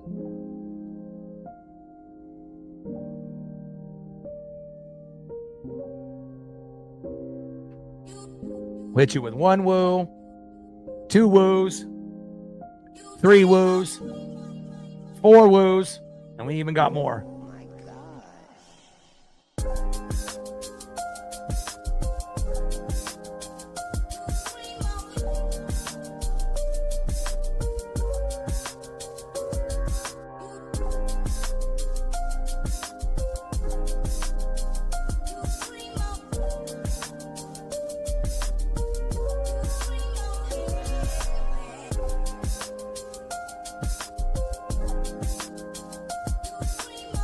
Appreciate you, my guy.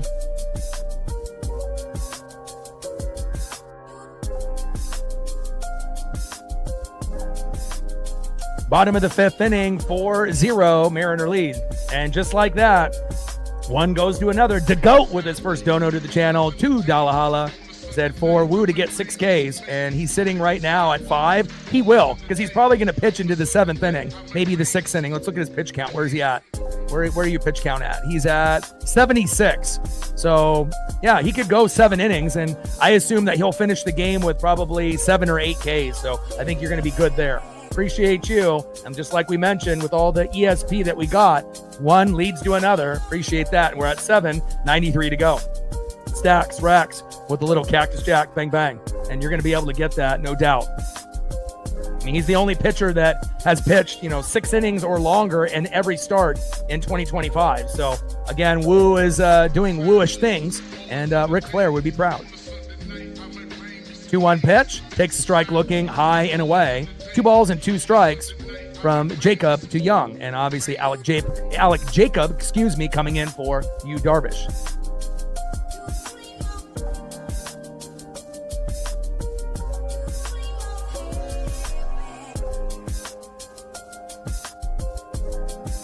Two pitch, low and at the knees. Count now is full. 3 balls and 2 strikes from Jacob to Cole Young.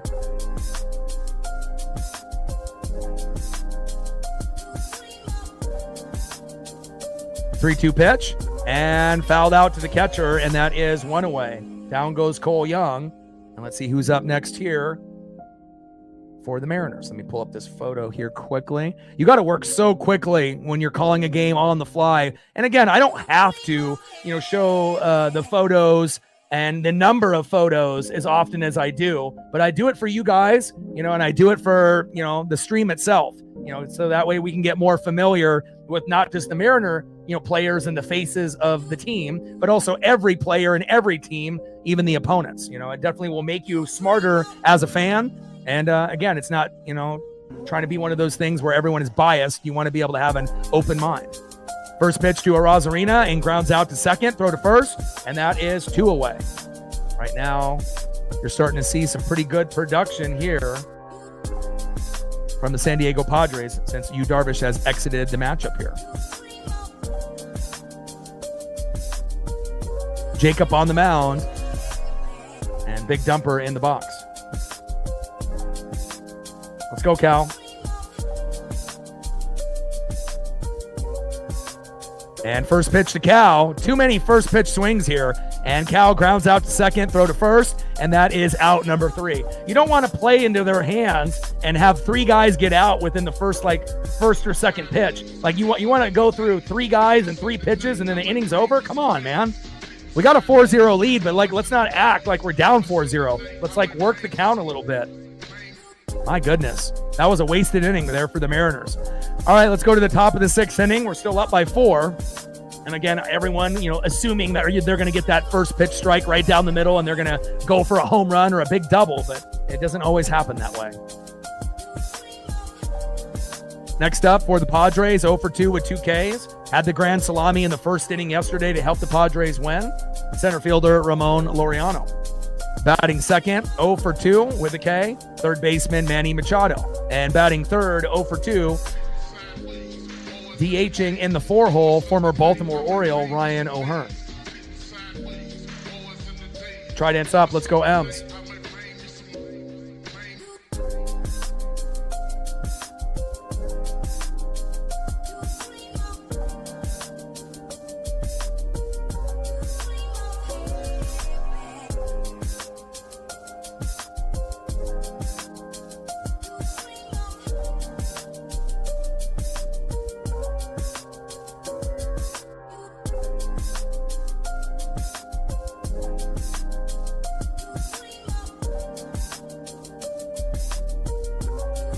Yeah, starting from yesterday, a lot of the streaming sites are down.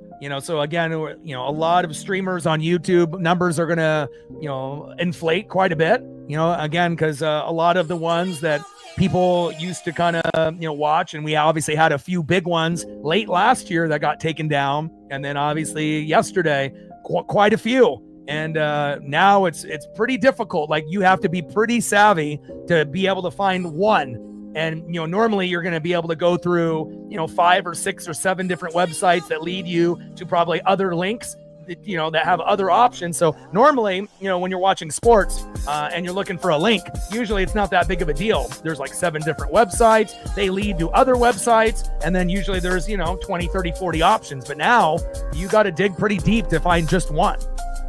And first pitch from Wu to Laureano, and he hits him. Hopefully he's okay. But obviously I'm always looking out for, the people in the room and as my friends and, obviously myself. And, I'm always aware of what's available and what's not available. If you live in Oregon and Washington, you can watch on Root Sports, which a lot of us do. But again, some Mariner fans are not in Oregon or Washington and kind of rely on, streaming links and things of that nature. Or, if you have the MLB package, with extra innings or something of that nature. But, unfortunately, a lot of those are... and I don't know if it's just going to be a temporary thing, and we're going to end up seeing some of these with new web addresses, with maybe a different dot at the end, dot blah, blah, blah at the end, because you're going to have the name and then usually dot instead of .com, it's usually, something else. But again, a little unfortunate, for a lot of the sports fans, especially when we're just getting into college football and the NFL. And so I imagine there's going to be quite a few people, leaning towards YouTube because there's really no other option if you can't, end up finding a link. It's either, try to watch it with someone that's, doing a fun broadcast or, you're just looking at a ticker and that's it. So top of the 6th inning, 4-0 Mariners. And hopefully Laureano is okay, walking with the trainers there.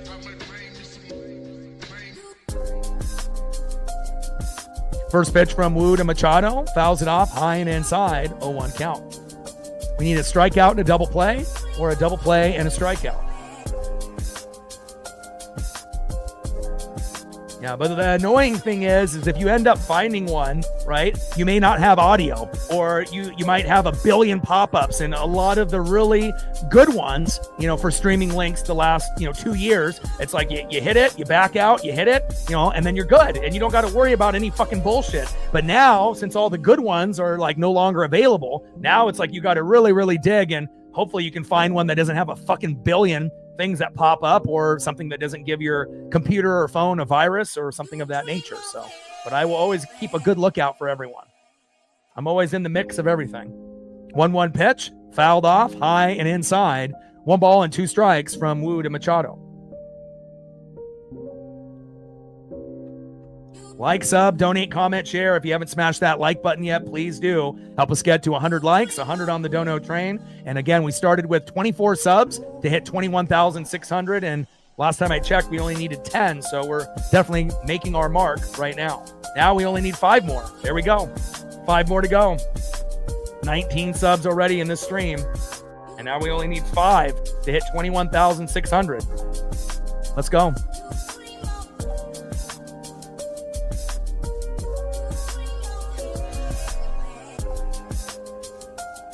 2-2 pitch.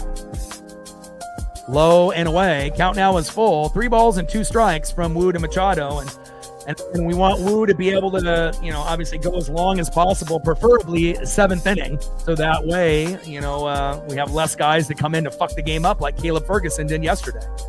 3-2 pitch. Big swing and a miss by Machado. There's another K, baby.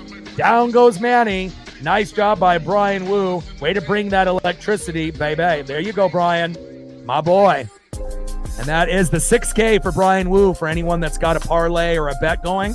And chances are he'll probably get 1 or 2 more, maybe even 3 more before he exits. It'd be great if he could actually get to 10, but, obviously that would mean that he would have to strike out the side, 2 more guys in this inning and then get 2 more in the 7th. So, it is possible, but we'll see. First pitch to Ryan O'Hearn and a big single to left, and Laureano safe at second. Now we got runners at first and second with 1 out. We need a double play, baby. Slow dribbler right up the middle to JP or Cole Young. Throw to Josh Naylor. See ya. That's what we need. Unless we can get a couple Ks out of Brian Wu, that would be nice as well. Next up is Xander Bogaerts. On deck, Gavin Sheets. On the mound, Brian Wu. 11-7 record, 2025 All-Star, ERA, sub 3, 2.94. And obviously with injuries with Gilbert, Kirby, and Bryce Miller, we're really happy that we have Woo to hold it down. Obviously Castillo and Emerson Hancock and Logan Evans tried their best to kind of keep us afloat, but, we've never had serious injuries. And again, most teams, if they had 3 of their starting 5 in the rotation injured, they would be fucked. So luckily, we have Cal, we have Julio, and enough guys in the farm to keep us afloat until those guys ended up being somewhat healthy. But I still don't trust Castillo at all. I don't even want him on the team, honestly. And then Miller isn't really trustworthy either. So I'm waiting for Durangelo and Cade Anderson to join Woo, Gilbert, and Kirby. Bay. They got Gabe Spire warming up in the pen, and we'll see if they end up bringing him in or not. I mean, we want to see if we can. We want to make sure we keep this lead, but still think Woo can get out of at least the 6th if they don't want him to come into the 7th if he's going to be shaky or tired. We gained another sub, 4 to go. Who will be the 4 individuals to get us to 21,600? We're going to hit the goal today. 24 subs in just one stream, and we've been getting 20 to 50 almost on the daily, which is nice. First pitch from Woo to Bogarts, low and at the knees, 1-0 count. 1-0 pitch, high and inside. 2 balls and no strikes from Woo to Xander Bogarts.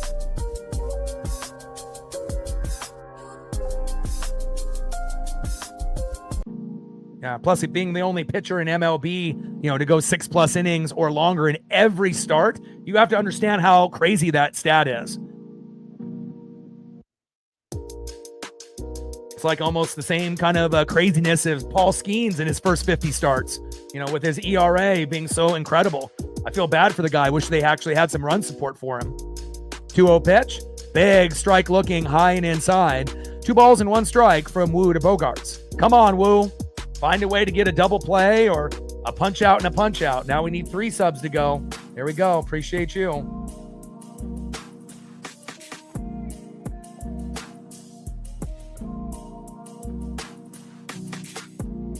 2-1 pitch in play and popped up to second and out. There we go. 2 away. And then getting a punch out here on the last batter would be perfect for Brian Woo and any Brian Woo fan. But we'll take a ground out or a pop up as well. But a punch out would be kind of like, you want to finish strong, and especially with a guy that is an all-star this year. We'll see if we can end up getting Gavin Sheets out, hopefully on strikes. Woo on the mound. Gavin Sheets in the box. First pitch from Woo to Sheets, low and away with the changeup, 1-0 count. Changeup, 89 miles an hour, missing the strike zone by about 2 inches there by Brian Woo. I appreciate that. We've been gaining them pretty quickly. Oh, 100%. We're winning this. I mean, there is a possibility that we have a meltdown with our bullpen. No doubt about that. But I don't think we're done with 4 runs. I think that we have a very good chance, to get to 6 to 7 runs before this one is over. 1-1 pitch, fouled off. High and away. 1 ball and 2 strikes from Woo to Sheets. All right, baby. 1 more strike to get Woo that last K in this inning. We're looking for the 7th K here. And again, he's in the 90s in the pitch count, so this will be his last inning. He will not be pitching next inning. And then they'll go with Gabe Spire more than likely unless they decide to have another guy warming up in the pen. Emerson Hancock just got called up to the pen. Again, that would be interesting to see how he does as well. Sounds like his velocity has been going up lately too, pitching 90 to 99 in AAA. I like that. Now we just need him to be consistent, not like Carlos Vargas. Top of the 6th, 4-0 Mariners. Runners at first and second with 2 outs. Woo on the mound. Gavin Sheets in the box. 1 ball, 2 strikes. Runners at first and second and 2 outs. As that one ricochets off Cal and the home plate ump.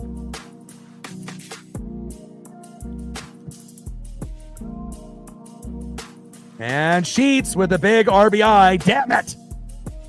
And a single to center. Laureano scores from third. O'Hearn to second. 4-1 Mariners. Damn it. And now we have runners at second and third for Jose Iglesias, which I know we can punch him out. He didn't even play yesterday or even in game 1. Padre team is good, man. You know, it's like you're not going to be able to keep a 4-0 lead on a World Series contender. So, but I wouldn't put in Spire now. Let Wu finish this inning out. Now, you know, if it was anybody else, then, you know, maybe it's a different story. But JP and Cole Young kind of out of position there, playing outside. If we had at least Cole Young playing a few steps closer to second base, that would have been a force out. But, you know, it is what it is. First pitch from Wu to Iglesias. Takes a strike looking right down the middle. 0-1 count. Yeah, this is Wu's last inning, 100%. He's already in the 90s in the pitch count, not coming back in the 7th. 0-1 pitch, fouled off, low and at the knees. No balls and 2 strikes to Jose Iglesias. One more K right here, baby. And again, this guy is kind of a guy that you know, not to say that he can't get a home run or an RBI. Anybody can get a big hit, but we have a good chance for a punch out here, either looking or swinging. Probably the best chance out of anybody in the lineup, actually, at this point in the game, considering he didn't play in the first 2 games. Top of the 6th, 4-1 Mariner lead. Wu on the mound, Iglesias in the box. No balls, 2 strikes, and 2 outs. Slow dribbler, and a single. You got to be shitting me. Unbelievable. Wow. Bases loaded now with 2 outs. Uh-oh. Now you have to really consider taking him out, you know, because again, if you end up giving up a big bomb, you're going to be down 5-4. Or a big RBI, it could be 4-2 or 4-3. And it's Jake Cronenworth, who has homered in this series. Got to be very careful if you're going to keep Wu in. But he's definitely losing, you know, the spacing, losing the location. And a big throw from Wu to Naylor, but couldn't get him. Good attempt by Naylor, too, diving on the ground, stretching his leg, but just couldn't get it done. And thankfully, Wu didn't overthrow that. Otherwise, it would be 4-2 right now. But this is where the managers get paid the big bucks. You know, it's like you want to be able to have him pitch, you know, through the 6th inning and every single start. But also, too, we want to win the series. So it's like personal accolades aside, you know, and looking at that review, that looked pretty close to being an out. I think are they going to review that? Wow. And Wilson is coming out, and I wonder if this is it or not. But looking at that initial replay from the throw from Wu to Naylor, it was very close there. And I think Wu is done. Yep, Wu is done. Damn it, man. Was really hoping for Wu to finish this inning. But again, when you keep giving up hits, and now they got bases loaded with 2 outs, and there's no guarantee if they bring in Gabe Spire that he doesn't give up a grand salami or a big RBI. It's not like Gabe has been lights out. I mean, he has been streaky. And hopefully we get the good Gabe, not the bad. Otherwise, it's going to be 4-2, 4-3, 4-4, or 5-4 in a matter of a minute or 2. Let's hope we can get out of this with still a 4-1 lead.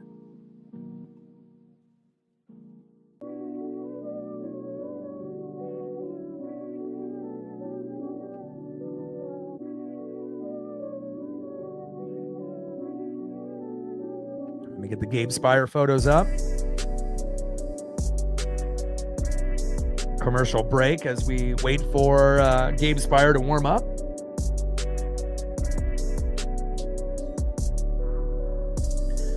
All right, man. You Pat McAfee look-alike. Your job. Come on, baby. Let's go, Gabe. He could definitely pass for being Pat's brother or cousin.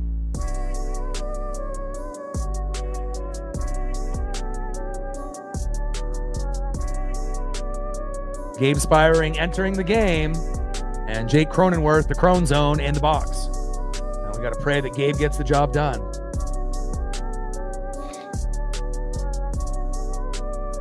Like, sub, donate, comment, share. If you haven't smashed that like button yet, please do. And I haven't got a chance to look to see where we're at on the likes. So hopefully we're over 100 by now, especially with 215 in the room. Where are we sitting? All right, looks like we just cracked 100. Thank God. Now we're at 104. Next goal will be 125. Now we're at 105. Let's see if we can get 20 more to get to 125. And if we hit that, we go to 150. There's 110 people that haven't hit the like button. So if we can get a fraction of those, we should be able to get to 150 before the stream is up. And first pitch, and Gabe ends up hitting Cronenworth, and that ends up bringing in a freebie from third. Now it's 4-2. Bad Gabe. We brought you in to be good, not to be a fucking idiot. Jesus Christ. And Cronenworth went in for a bunt attempt, and a freebie run comes in from third. God damn it. Next up is Freddie Fermin. We cannot lose this game after being up 4-0, damn it. Golly. First pitch from Spire to Fermin, takes a strike looking high and inside. 0-1 count. Pat McAfee on the mound. Freddie Fermin in the box. Come on, damn it. Fucking Gabe. How the fuck are you going to hit a guy on your first batter? I mean, it was kind of an awkward stance as he was like halfway attempting a bunt and halfway not, but still. 0-1 pitch, high and away. 1 ball and 1 strike from Spire to Fermin. Come on now. Bullpen debacle. 1-1 pitch, fouled off right down the middle. 1 ball and 2 strikes to Freddie Fermin. Get this fucking punch out, Gabe. God damn it. Seems like all the lefties, you can't trust them. Can't trust Gabe. Can't trust Caleb Ferguson.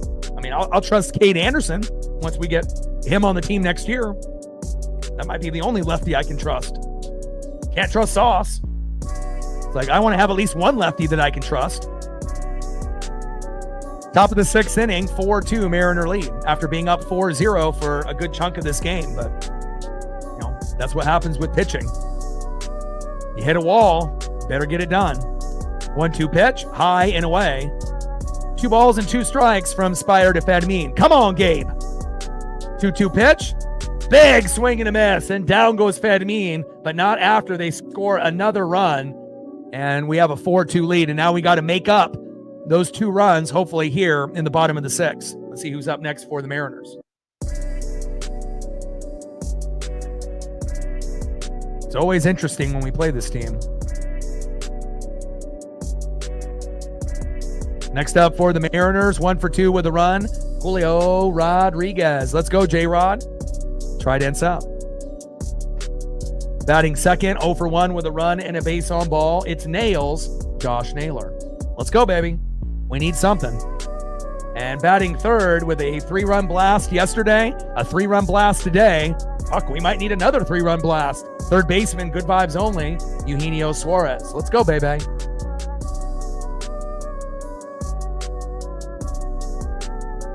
Trident's up. Let's go, M's.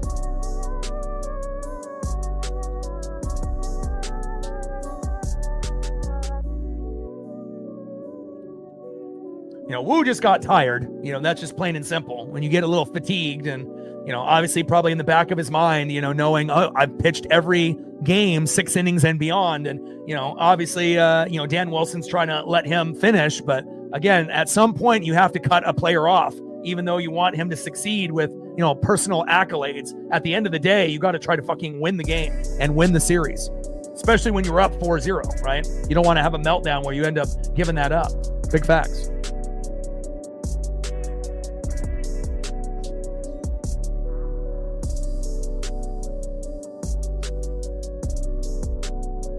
All right, baby. Julio, Josh Naylor, and Eugenio Suarez. I like that.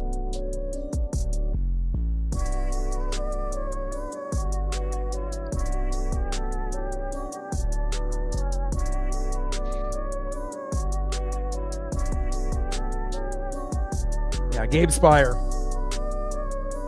Gabe Spire brought in the freebie run, so I'll give a quick update here. All right, so Luke Raley got a double to right. Gino got a single, stole second. Raley got the double. 1-0 Mariners in the bottom of the 2nd. Then in the bottom of the 4th, Gino homered with a 3-run blast with Julio and Naylor on board. 4-0 Mariners. 3-run blast by Gino yesterday. 3-run blast today.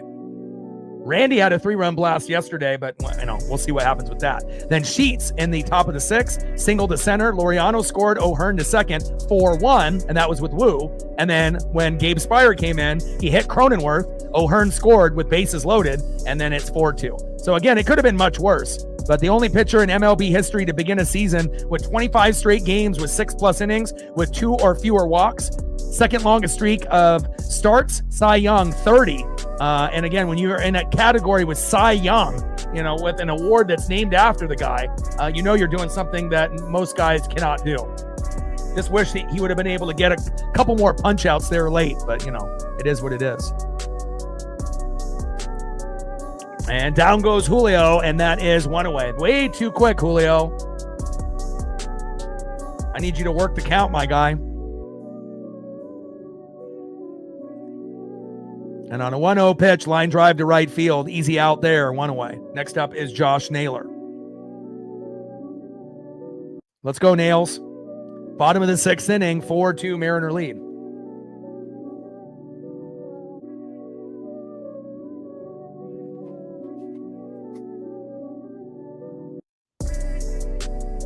And we're having a mound visit by the Padres.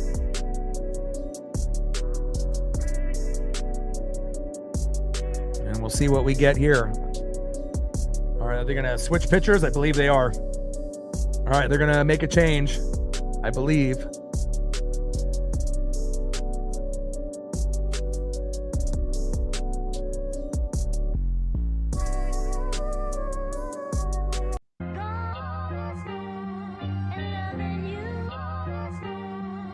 All right, Peralta's coming in. We can end up doing some damage on him.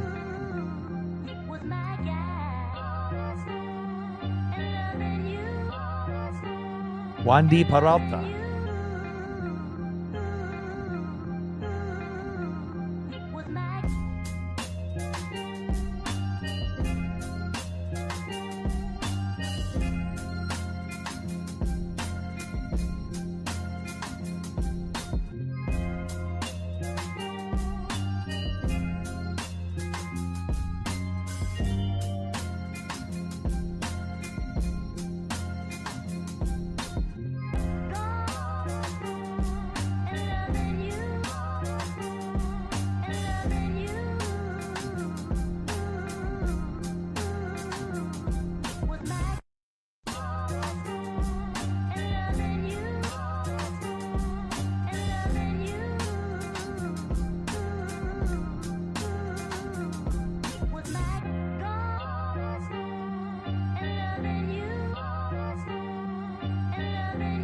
All right, Wandy Peralta enters the game. First pitch to Josh Naylor, low and at the knees. 1-0 count.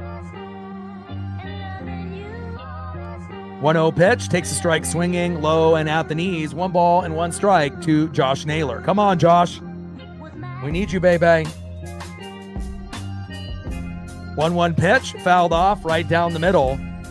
1 ball and 2 strikes from Peralta to Naylor. Bottom of the 6th, 4-2 Mariner lead. And again, the series is tied up 1-1 here in Seattle. We swept them in San Diego in the beginning of the year. So again, we don't have a problem playing against really good teams. We have a problem playing against kind of bottom feeders and playing down to the competition. So 1-2 pitch, low and away. 2 balls and 2 strikes from Peralta to Naylor.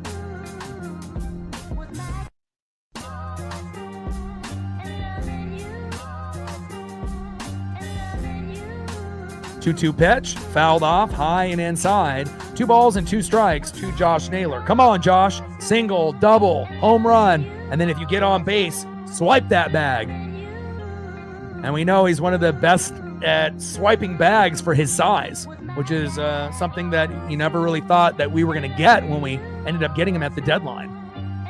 2-2 pitch, fouled off, high and inside.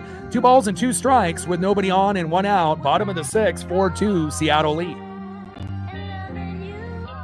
Wandy Peralta on the mound. And Josh Naylor in the box.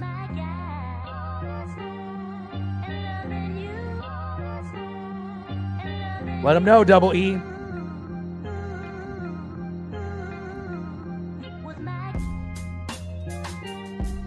Two pitch, and there we go. A big single to right. So clutch. My boy. Nice job, Josh. There we go.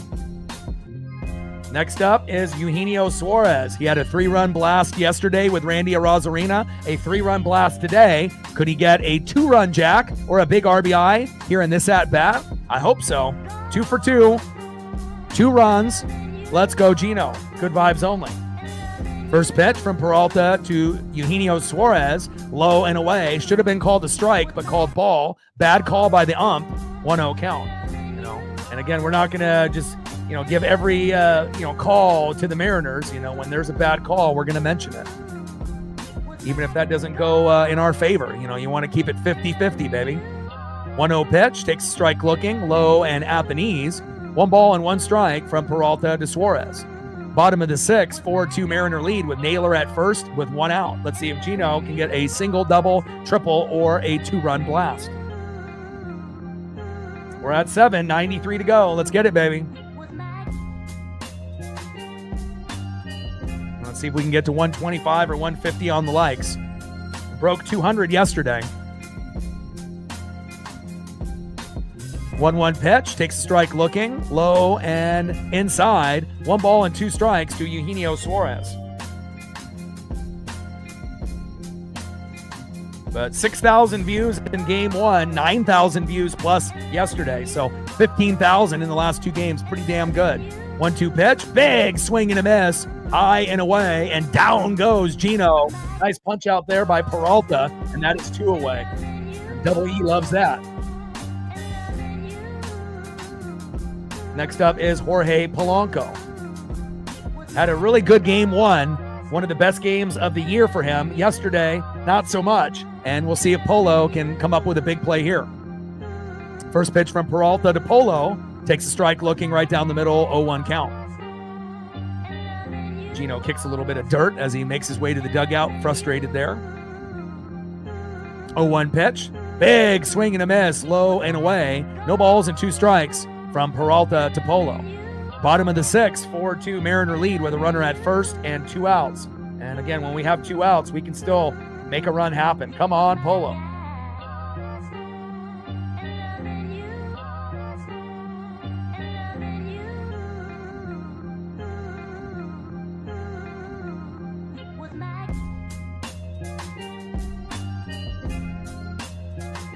Polo in the box. Wandy Peralta on the mound. Come on, baby.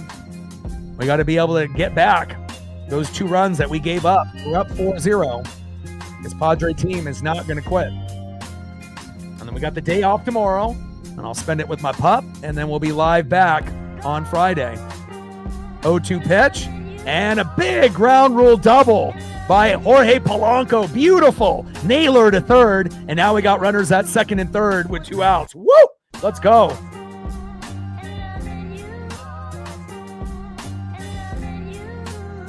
Man, he hit the shit out of that ball. And now we get Victor Robles. My boy. There we go. About damn time. We should have had Victor start. Yesterday over Dominic Canzone, and obviously today as well. But Luke Raley did get the big RBI at the beginning of the game, so I can't complain. But it's like when you don't have Victor Robles in the lineup and he's, has the ability to play, he's not suspended yet. It's like, shouldn't you play him every single game until the suspension and then let Dom and Luke Raley play? Wouldn't that make sense? I mean, Robles is the better player. He can bunt, singles, doubles, triples, better defender, better vibes. And hopefully we'll be able to get something here out of Robles. He hasn't homered yet coming back to the team. And again, a single, a double, or a big, 3-run blast, could definitely give us the edge that we need here. Let's go, Victor.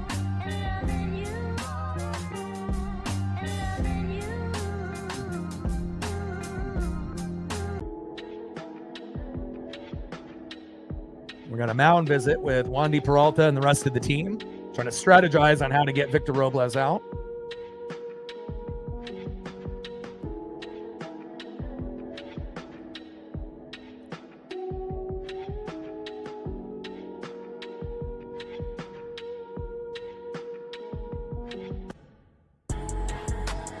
First pitch from Peralta to Victor Robles, low and away with the changeup, 1-0 count. Let's go, Victor. 1-0 pitch, low and away with the changeup again. 2 balls and no strikes from Peralta to Robles. Let's go, Victor.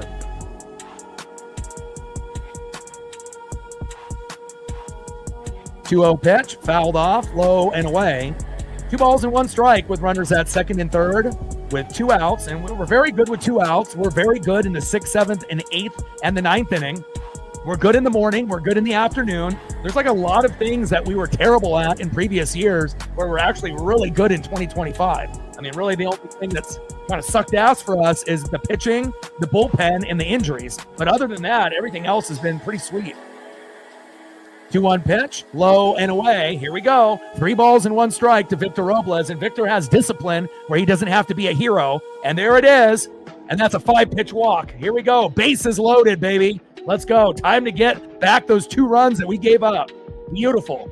And again, if we would have had Dominic Canzone or Luke Raley, that probably would have ended up being out number 3, if we're really being honest. Nice job, Victor. You the man. Love you.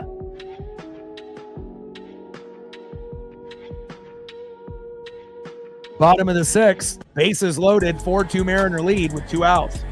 Let's go.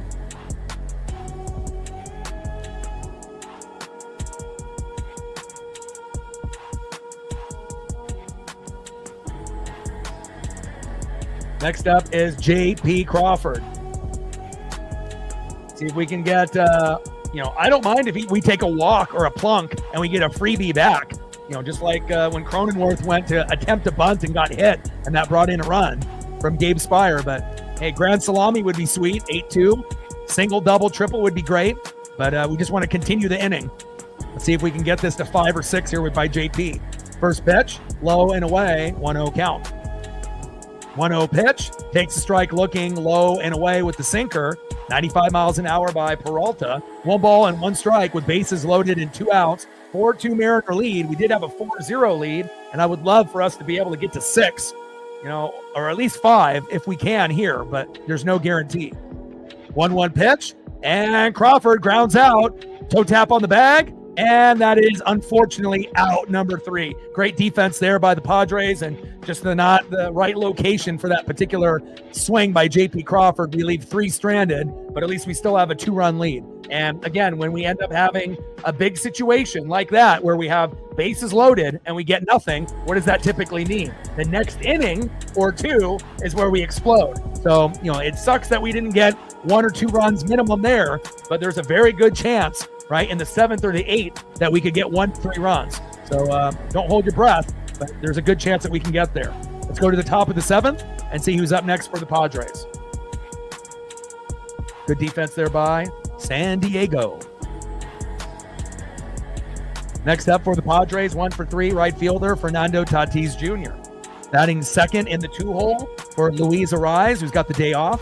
He might pinch it, though, before this game is up. 0 for 2 with a run and 2 Ks. Center fielder with a grand slam yesterday that propelled them to the victory, Ramon Laureano. And batting third, 0 for 3 with 2 Ks, Manny Machado. Trident's up. Let's go, M's.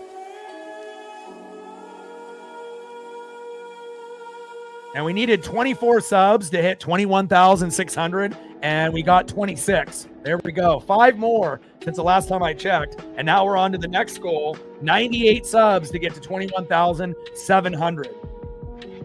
Shout out to all the 26 subs that we've acquired so far. Let's see if we can get to 30 subs before the game is over, maybe even 40. Let's go. Sometimes you got to be patient, in baseball. Even when we were down 5-0, I kept telling everyone, you just got to wait, for that particular pitch, that particular meltdown. And we ended up having 2 3-run jacks. And that's not something the Mariners do that often. And we ended up taking the 6-5 lead. But, Caleb Ferguson ended up shitting the bed, and then they ended up retaking the lead 7-6. And again, if we would have had Victor Robles play over Dominic Canzone, maybe that could have been the difference to at least maybe tie it up and possibly win or lose in extra innings, but we'll never know. All right, top of the 7th, 4-2 Mariner lead, and hopefully we can find a way to keep wheeling and dealing. They're going to bring in Matt Brash, and we know Brash has been kind of shitty lately. He was electric in the first half of the season, but lately hasn't been that reliable. Has been giving up a lot of walks, a lot of hits, a lot of RBIs, and, that's not who we typically think of when we think of Matt Brash, but hopefully we get the good Brash here tonight.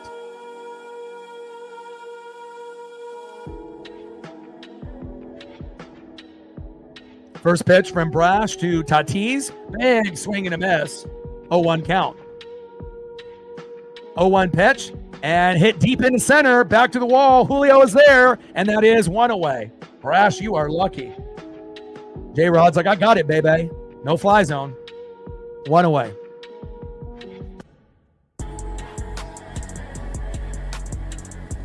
Next up, 0 for 2 with a run and 2 Ks, center fielder Ramon Laureano. First pitch from Matt Brash, high and inside with a four-seam fastball, 95 miles an hour, 1-0 count. Top of the 7th inning, 4-2 Mariner lead. Come on, baby.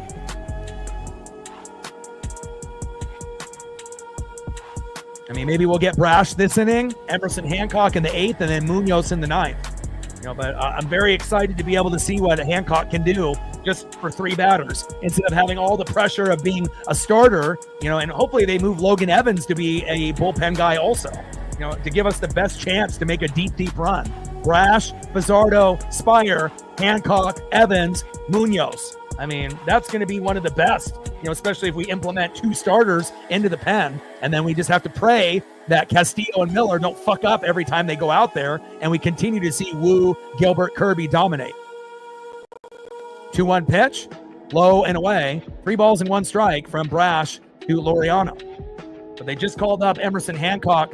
Sarlin Lau was a AAA guy that, just a guy that we had with a roster spot that we weren't even planning on really using him. And I think that's a smart decision. And his velocity is increasing in AAA, 90 to 99. So we'll see if we do get Emerson Hancock today, or if we have to wait to the Guardian series on the road starting on Friday. And we'll be doing that game on Friday, day off tomorrow. And then I'll be doing the Ducks and the Mariners back to back on Saturday, which will be 7-8 hours in the chair straight, but it'll be worth it. 3-1 pitch and fouled out to first. Naylor is there, and that is 2 away.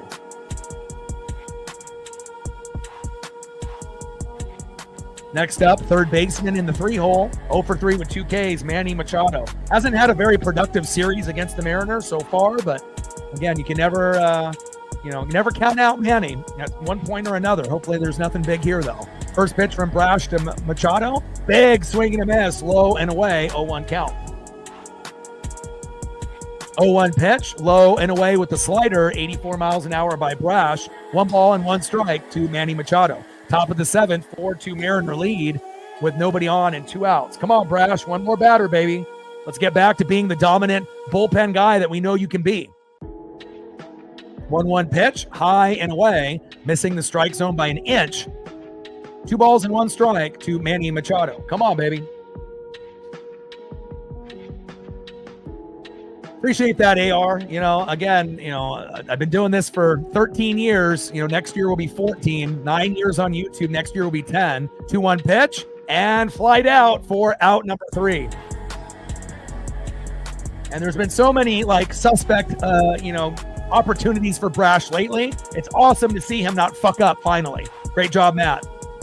And again, we got short-term goals and long-term goals, right? To get to 22K, 23, 24, 25,000, and then eventually 50, 75, and then the long-term goal is 100K.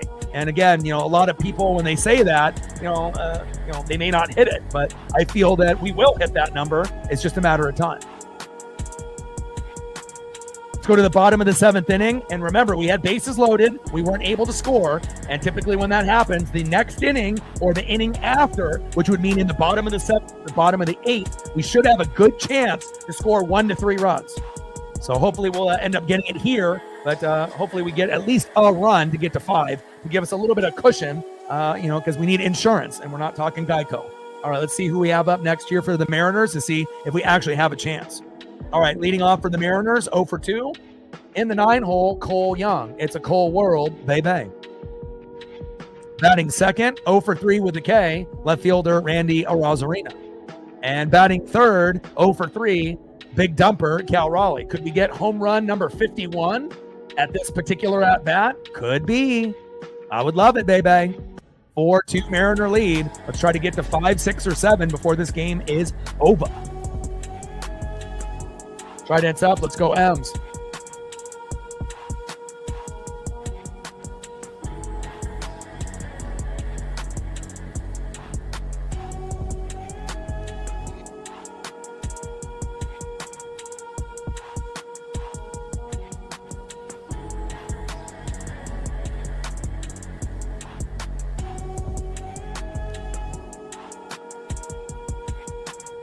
Okay, but for someone that watches every game and every pitch, right, from beginning to end, you tell me this. Was Bryce Miller good at the beginning of the year?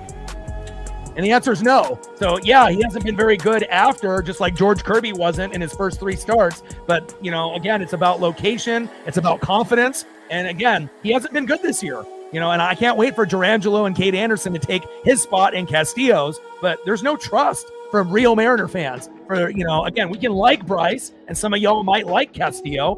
But, again, he had a back issue. He had an elbow issue. Yeah, but, again, he hasn't been trustworthy this year. So it's not just the 2 games, after the injury. It's about all those motherfucking games at the beginning of the year. We've had Miller, Kirby, and Gilbert hurt, and then we had to rely on Wu and Castillo and Hancock and Evans. But it's not just these last couple games. And you would know that if you watched him at the beginning of the year. Come on, my guy.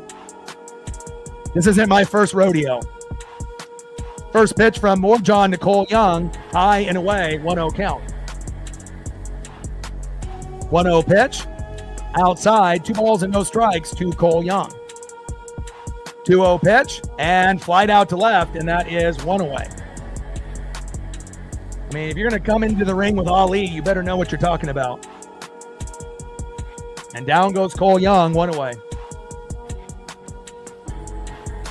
Next up, left fielder, 0 for 3 with a K, Randy Arozarena. There's nobody that actually has 100% confidence in Castillo or Miller this year, period. Hell, we even got to a point where we didn't even know if we could trust Wu, Gilbert, or Kirby at some point. The pitching has not been good. We're not a top 3 pitching staff anymore. We're like in the middle, And again, the bullpen hasn't really been very good either. Really, the only thing that's been good has been the hitting for us this year. But again, it all depends on how many games you watch. Are you watching games here and there, or are you watching every game beginning to end and every pitch? There's a difference.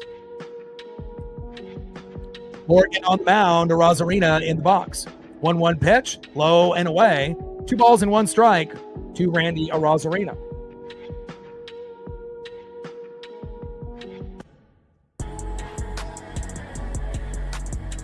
Come on, Randy.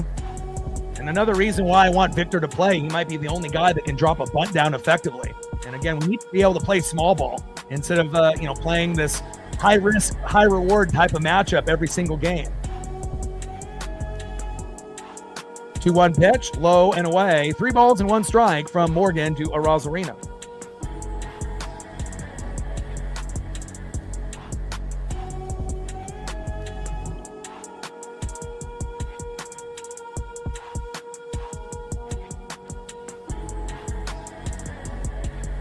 Bottom of the 7th inning, 4-2 Seattle lead. 3-1 pitch. And Arozarena grounds out to the shortstop, throw to first, and that is 2 away.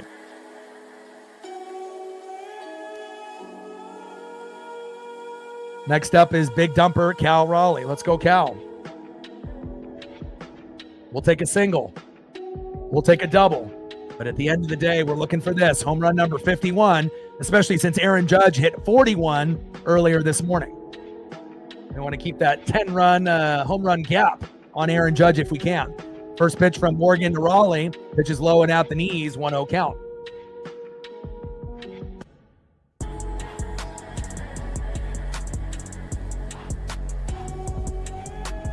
One-0 pitch, low and away. 2 balls, no strikes from Morgan to big dumper.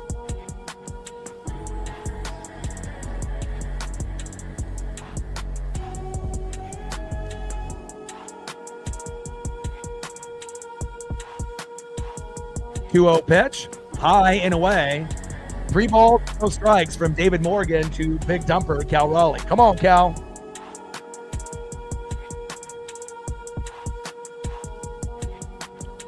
Bottom of the 7th inning, 4-2 Mariner lead.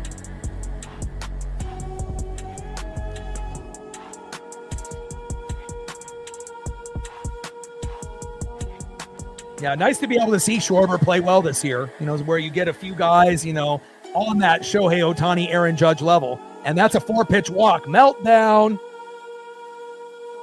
There we go. I love seeing meltdowns when it's not us. And Cal Raleigh with a walk. I mean, obviously we would love this instead, right? But again, we'll take it. But we could end up getting a home run by this guy right here to make it 6-2. Center fielder, Julio Rodriguez. Trident's up. Let's go, Julio. Let's make it happen, Captain. He's overdue for a home run, too. First pitch, high and away by David Morgan to Julio, 1-0 count. We'll see how many consecutive balls we're going to get out of David Morgan. So far, that's 5 in a row.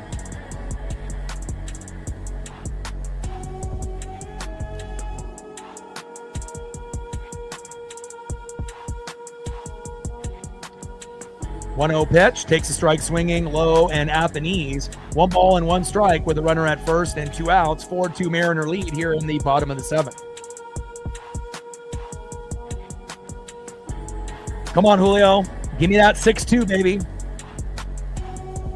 You can get it. Single in the 4th and a run in a stolen bag. 25 homers out of Julio. And again, if he can finish, really hot, he could have a pretty decent number. Just imagine if he actually plays well in the beginning of the year in one of his seasons and actually finishes off strong. You could have a 30-30, 40-40, or maybe even a 50-50 year before he's retired and done. 1-1 pitch in play and popped up and it drops. Yes. And Cal Raleigh to third. Here we go. It wasn't a homer, but we'll take it, baby. There we go. Nice job by Julio Rodriguez. I got the Julio jersey on today, so I figured I'd give him a little bit of luck, but nice little blooper there falling, and then he ends up fumbling the bag and dropping the ball there. We'll take that. Next up is Josh Naylor. Naylor with a 3-run jack to make it 7-2, or a big RBI to get it to 5-2. Let's go. 4-2 Mariner lead with the bottom of the 7th and 2 outs. Runners on the corners at first and third. We did leave bases loaded stranded last inning by J.P. Crawford. Let's not do it again. And again, like I mentioned, usually when you leave bases loaded stranded, typically with this Mariner team in 2025, usually the next inning or the inning after, you end up scoring. And we have a chance here with 2 outs with another pitching change in a matter of moments. And down goes David Morgan, and now they're going to be bringing in another pitcher.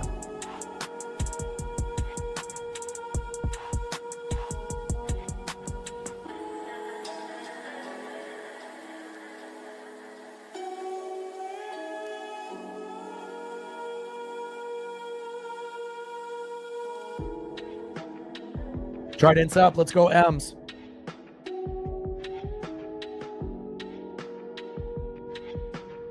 And we gain 3 more subs. 95 to go to 21,700. Let's go. 30 subs. Let's see if we can get to 40 before the stream ends. 6,000 views 2 days ago. 9,000 plus views yesterday. See what we can get here today.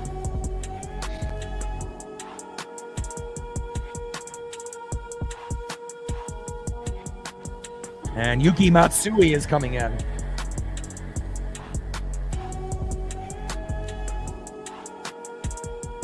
David Morgan not doing the job. And hopefully we'll be able to get something on Yuki Matsui.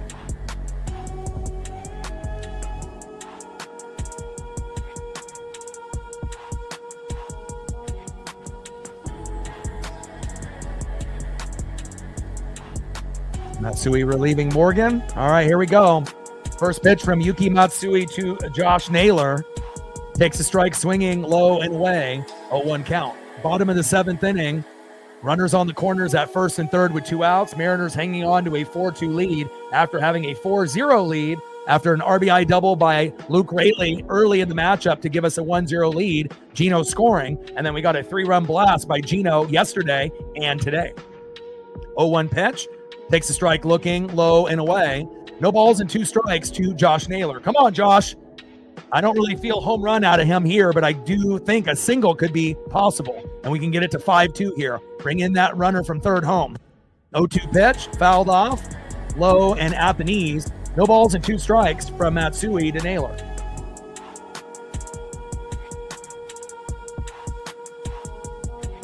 I appreciate that. Now we're on the next goal. Just plugging away. And obviously, the better the Mariners do, the better that Cal does. More eyeballs are obviously going to be here since, I am the main individual covering the Mariners, not only this year, last year, year before that, but obviously moving forward as well. So we're always going to get our most views through Ducks and through the Mariners, and even though I do everything. Oh, baby. Come on, Naylor. Single, double, triple, homer. But I'll be totally fine with an RBI single, making it 5-2. Come on, Josh. Otherwise, we're going to have to wait until the 8th inning to try to get one more run. But we need a little bit of insurance. I don't feel comfortable by being only up by 2, depending on who we bring in from the pen. I don't want to see Caleb Ferguson. I don't want to see Carlos Vargas. I wouldn't mind seeing Emerson Hancock since we just called him up, but, you never know. Got to win this series. Time is called by Naylor. Bottom of the 7th, 4-2 Seattle lead. Yuki Matsui on the mound. Josh Naylor in the box.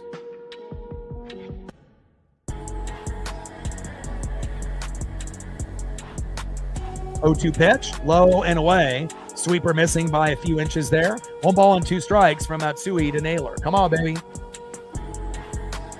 Yuki Matsui on the mound. And Josh Naylor in the box. Come on, baby. Let's go, Josh.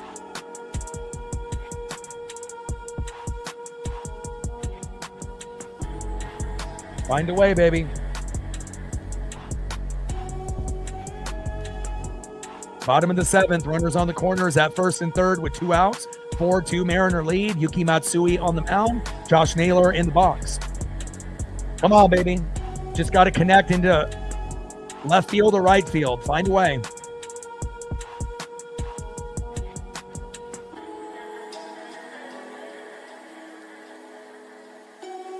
And down goes Naylor, and that is out number 3. Damn it. So hopefully the 8th inning will be the inning that we end up getting at least a run. That's the end of the 7th inning. 4-2 Mariner lead, and Yuki Matsui does the job.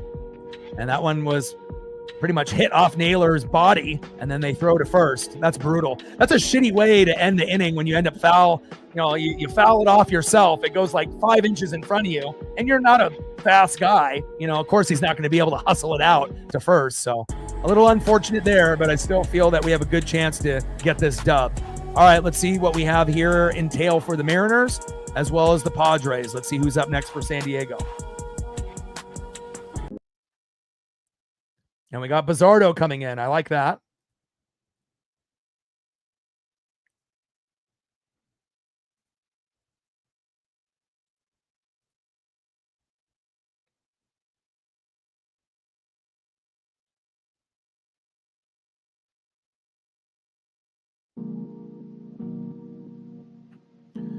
All right, Eduard Bizzardo coming in, who is trustworthy most of the time. Hopefully he'll be able to do his job and get the job done.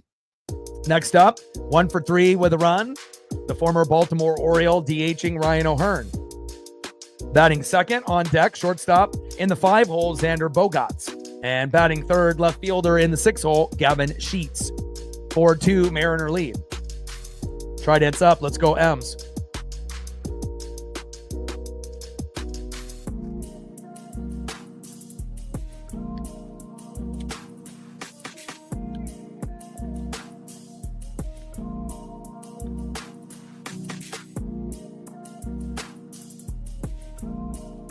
All right, baby.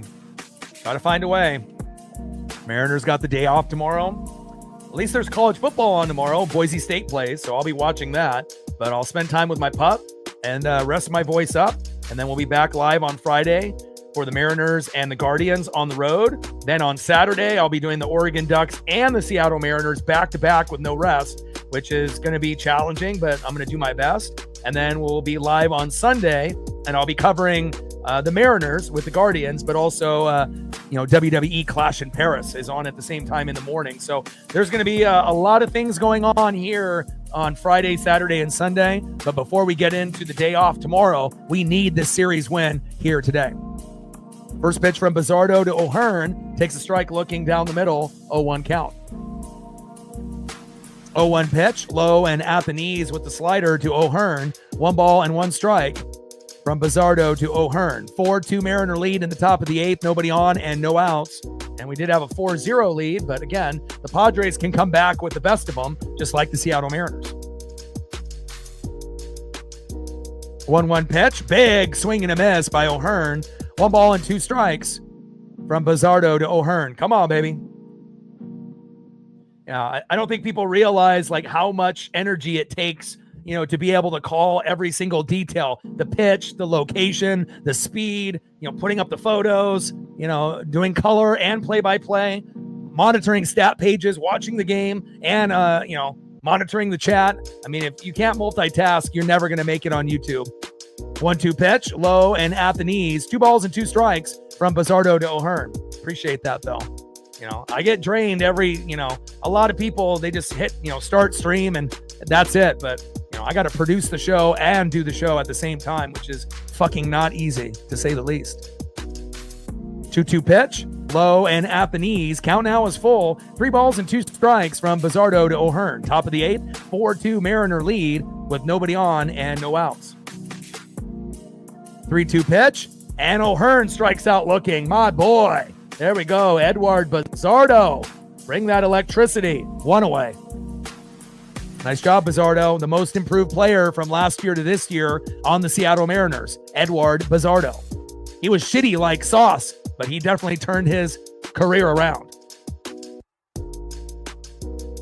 Next up is shortstop Xander Bogaerts.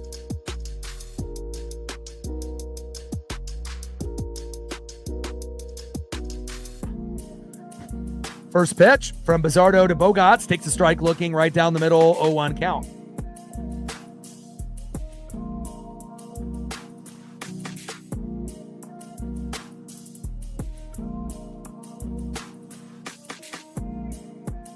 And we're at 131. Let's see if we can get 19 more likes to get to 150. And we have at least 140 people that haven't hit the like button. So if we get 19 out of 140, we'll hit the goal. Let's see if we can get some participation and some help. And the people in the room can help out with that as well.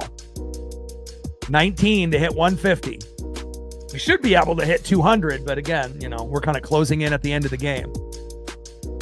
1-1 pitch, fouled off, high and inside. 1 ball and 2 strikes from Bizzardo to Bogaerts.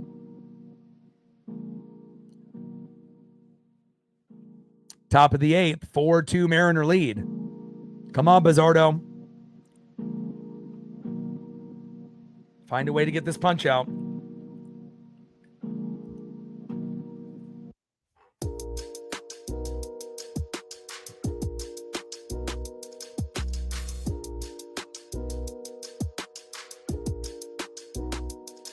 Ooh, that looked like it hurt. Fouled it off himself after Naylor did the same thing, and he's down on the ground. Oh, God. I hope Bogaerts is okay.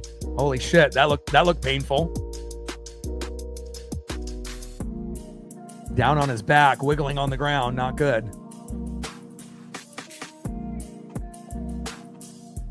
I mean, it's one thing when you get plunked by the pitcher, that's one thing. But when you foul it off yourself, and that trajectory right on the ankle, fucking A. And there's no padding there either. And he went down like he just got hit by a bullet. But I hope he's okay. I never wish injuries on anyone. I don't care who it is. Even the Astros, I would not wish an injury on anyone. And they got the trainers out there, and I hope he's okay. Genuinely. Top of the 8th, 4-2 Mariner lead. Bizzardo on the mound. Bogaerts just tipped it off his own ankle and went down immediately. And now he's limping. And hopefully he'll be able to walk it off. We didn't hit him. He just tipped it off himself. But the trajectory of the bat and then it going straight down into your ankle, not ideal. And we got Andres Munoz warming up in the pen. 1-2 pitch, and Bogaerts strikes out looking. And obviously after hitting it off his ankle, you probably figured that would more than likely happen. 2 away, but I do hope he's okay. Next up for the Padres, left fielder in the 6 hole, Gavin Sheets. Bizzardo on the mound, Sheets in the box. Sheets is 1 for 3 with an RBI and a K.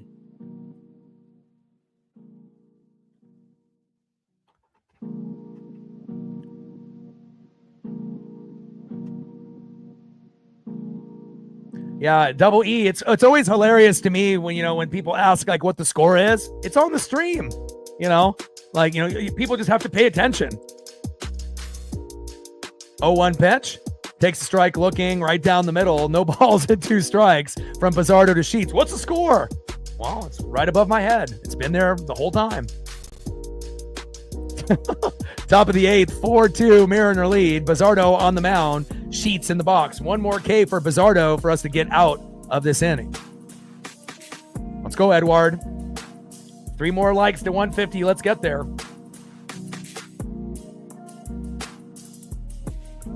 0-2 pitch in play and grounds out to first. Toe tap on the bag, and that is out number 3. All right, let's go to the bottom of the 8th inning and see if we can end up getting 1 run to get to 5 to give us a little bit of insurance. And then obviously in the top of the 9th, we'll have Andres Munoz coming in to try to kick the door down.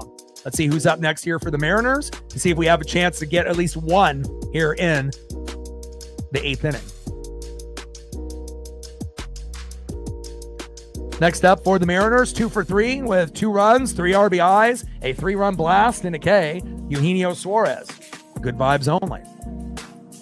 Batting second, 1 for 3 with a K, Jorge Polanco. Let's go Polo. And batting third, 0 for 0 with a base on ball, Victor Robles. Let's go, Victor.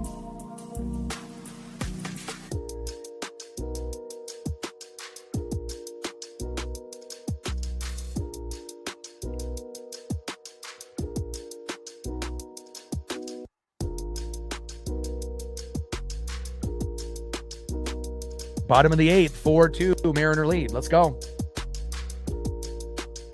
Trident's up. Let's go, M's.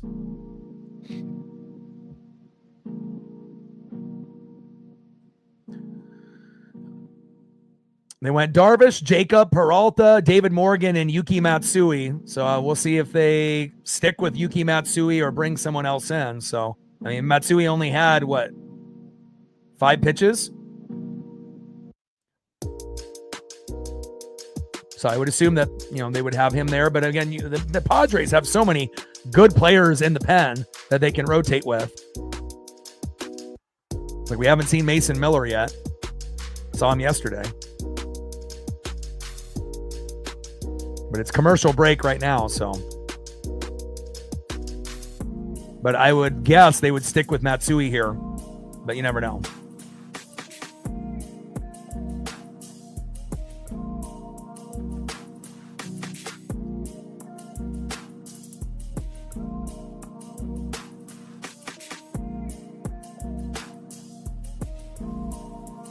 And first pitch, and Gino grounds out to third, throw to first, and that is 1 away. So it looks like they're still going with Yuki.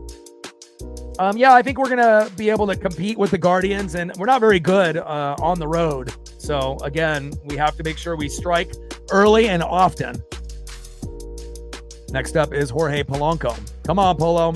I wish Gino would have worked the count there a little bit more, but, it is what it is. I would assume some of the players are probably going through the motions at this point with only 2 innings to go and knowing that Munoz is coming up shortly. First pitch from Yuki Matsui to Jorge Polanco takes a strike looking high and away. 0-1 count.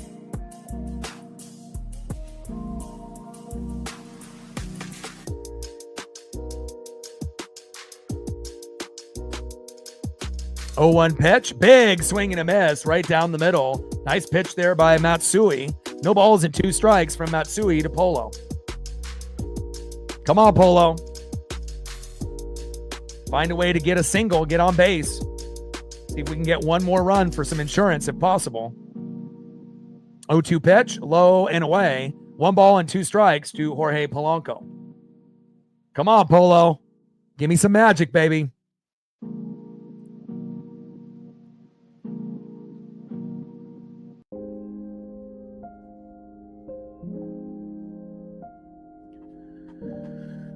Bottom of the 8th inning, 4-2 Mariner lead. 1-2 pitch, big swing and a miss, low and at the knees. Nice punch out by Yuki Matsui, and that is 2 away. I see you, Yuki. Trying to give him the electricity there in the 7th and 8th inning.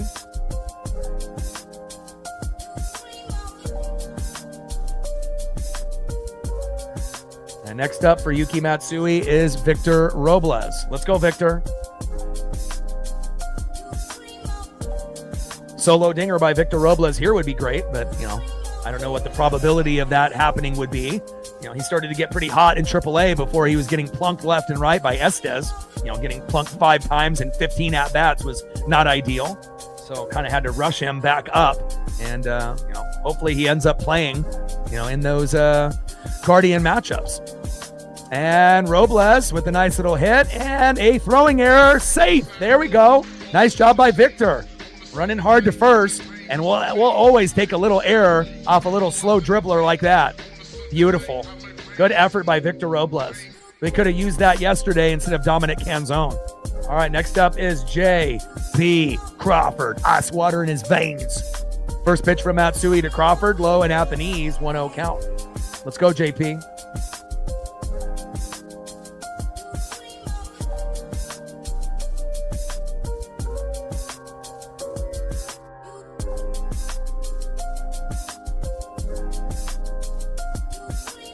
Pitch, high and inside. 2 balls and no strikes from Matsui to J.P. Crawford. Come on, baby. Give me that emotion. Give me that swagger. Let's go.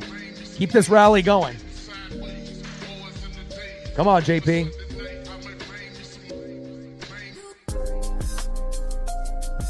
Pitch. Takes a strike, looking high and inside. 2 balls and 1 strike from Matsui to Crawford. Yeah, I mean, this isn't the 1980s where you have Nolan Ryan pitching from the 1st inning to the 9th inning. I mean, baseball doesn't work like that anymore. I mean, the only time you're going to see a player in from the beginning to the end is if he's contending for a no-hitter, And how often does that happen? Almost never. Come on! 2-1 pitch. Fouls it off right down the middle. 2 balls and 2 strikes to J.P. Crawford.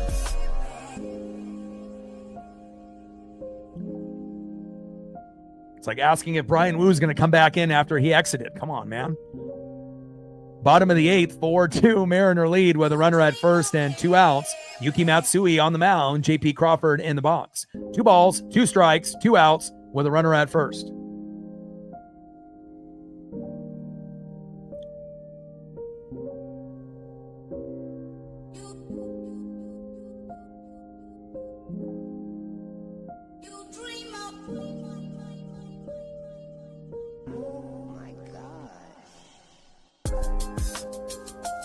And down goes JP for out number 3.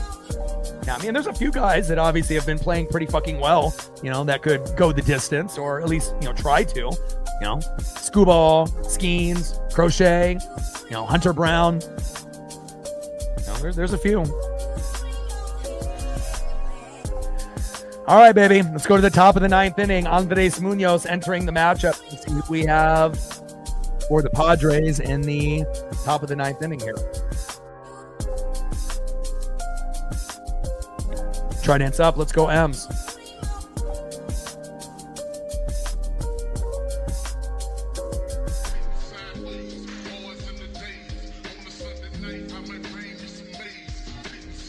Munoz coming in to try to earn the save. Leading off for the Padres here in the top of the 9th, 1 for 3, second baseman Jose Iglesias. Batting second, 0 for 1 with an RBI and a base on ball. It's the Crone zone, first baseman Jake Cronenworth. And batting third, 0 for 3 with 2 Ks, catcher Freddie Fermin. Trident's up. Let's go, M's. All right, baby, let's get it done.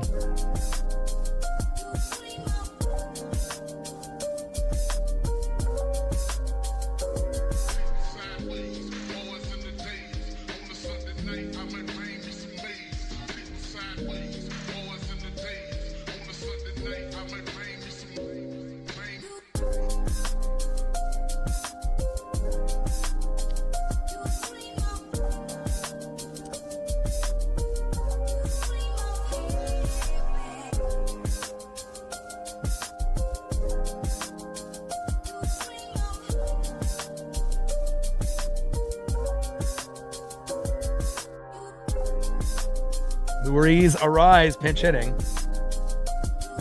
All right, we're at 151. Great job, you guys. We still got 120 people in the room that haven't hit the like button. If we can get 24 out of 120, we'll get to 175. Let's go.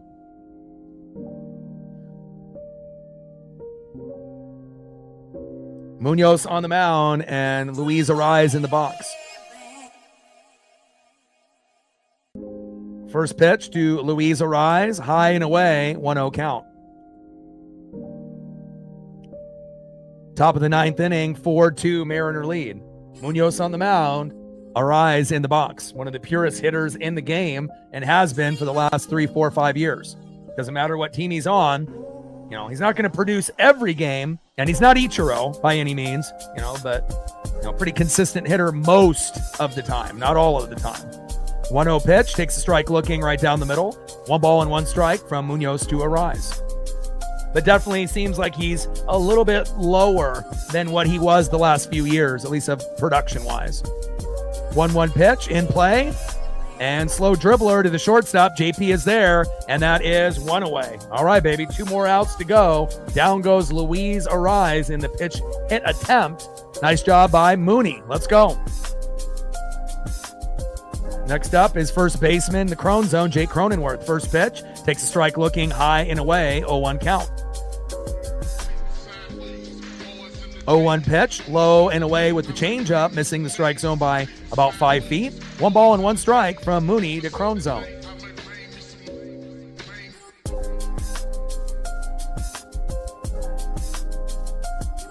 One pitch, low and away. 2 balls and 1 strike from Munoz to Cronenworth. Yeah, I mean, most of the time he's, you know, at least in previous years, he was well above 300. But again, there's not very many guys batting above 300. I think at this point, it's just Freddie Freeman. And then a couple days ago, it was just Freddie Freeman and Trey Turner. So it shows that you got a couple guys that are in the high 290s, you know, but it's not like it was a few years ago where you would have 8 to 10 guys in each league batting over 300. It's not like that anymore, unfortunately. 2-1 pitch. Fouls it off right down the middle. 2 balls and 2 strikes from Munoz to Cronenworth. Come on, Mooney. Munoz on the mound. Jake Cronenworth in the box. Top of the ninth. 4-2 Mariner lead with nobody on, 1 out. Come on, Munoz.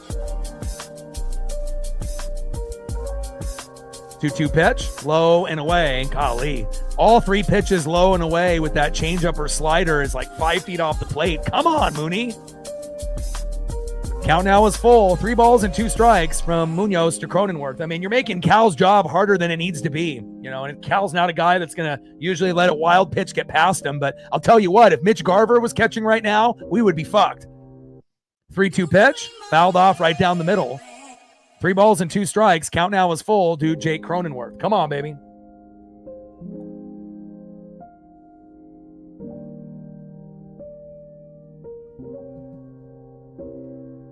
Top of the ninth inning, 4-2 Mariner lead. Munoz on the mound, Cronenworth in the box. 3-2 pitch, fouled off again for a seam fastball. 99. Ooh, wait. Count still full. 3 balls and 2 strikes with nobody on and 1 out. Munoz on the mound, Cronenworth in the box. Come on, Mooney. Find a way, baby. Munoz on the mound, Jake Cronenworth in the box.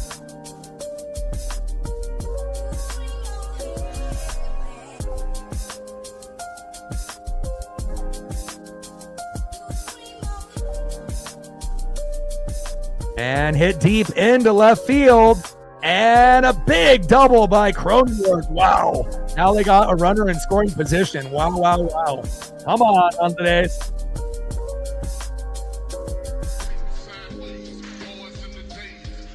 Ay, ay, ay.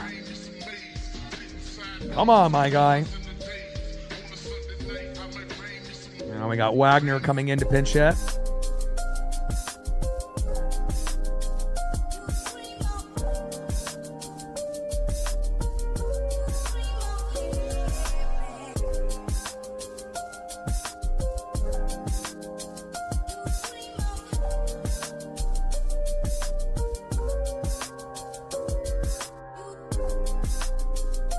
First pitch from Munoz to Wagner, fouls it off right down the middle, 0-1 count.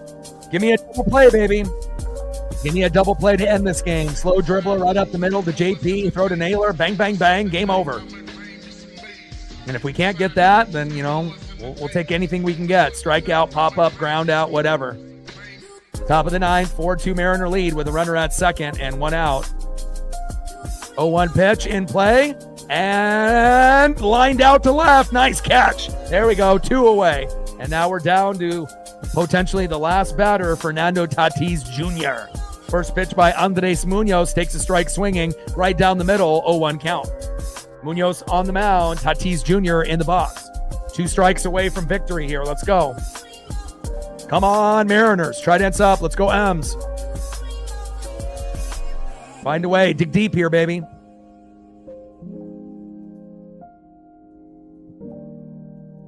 Oh, 1 pitch. Big swing and a miss right down the middle. No balls and 2 strikes to Fernando Tatis Jr. Let's go. 1 more strike and we have victory and we win the series. Let's go.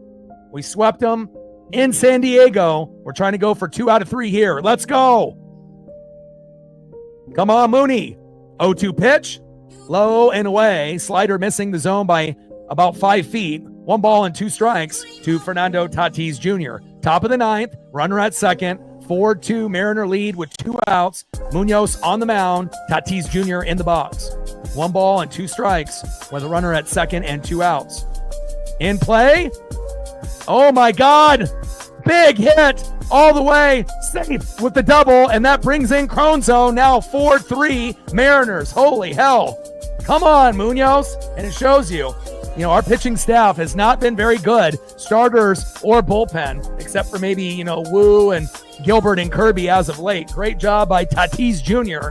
And this is not what we want to see here. Center fielder Ramon Laureano, 0 for 3 with a run and 2 Ks, but had the grand slam yesterday. Jesus Christ. Especially when you got one of the best closers in the game, you don't want them to fuck up like this. And now we only are up by 1. Shows you how important it would have been to get to 5. But hopefully we can hang on with a 4-3 victory. This is going to be tough.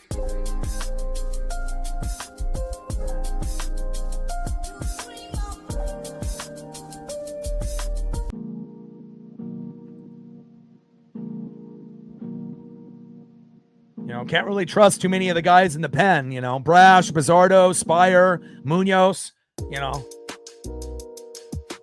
got to dig deep here. First pitch from Munoz to Laureano takes a strike looking high and away, 0-1 count. And Tatis steals third. You got to be kidding me. Wow. Tatis with the big jump right there. Safe. They're trying to give me a fucking heart attack or what? Fuck, man. Top of the 9th, 4-3 Mariner lead. Now Tatis Jr. stole third, and now you got a runner at third in scoring position to tie the game up or with a big hit to win. 0-1 pitch, in play, and grounds out to third. Toe tap on the bag, and we win. Yes, there we go. Hell yeah. Final score, Seattle Mariners 4, Padres 3. And when the Mariners win, what do? We fucking dance. Let's go. That was too close for comfort, baby. Wow. Almost a meltdown by Munoz. Great effort there by Double E and the Padres. My goodness. I wish we could have a little bit more faith, but man, you are really making it tough sometimes. But great job on getting the job done. Final score, Mariners 4, Padres 3. We win the series, and we swept them in San Diego. And when the Mariners win, what do? We fucking dance. Mariners win. Mariners win. Mariners win. Fuck yeah.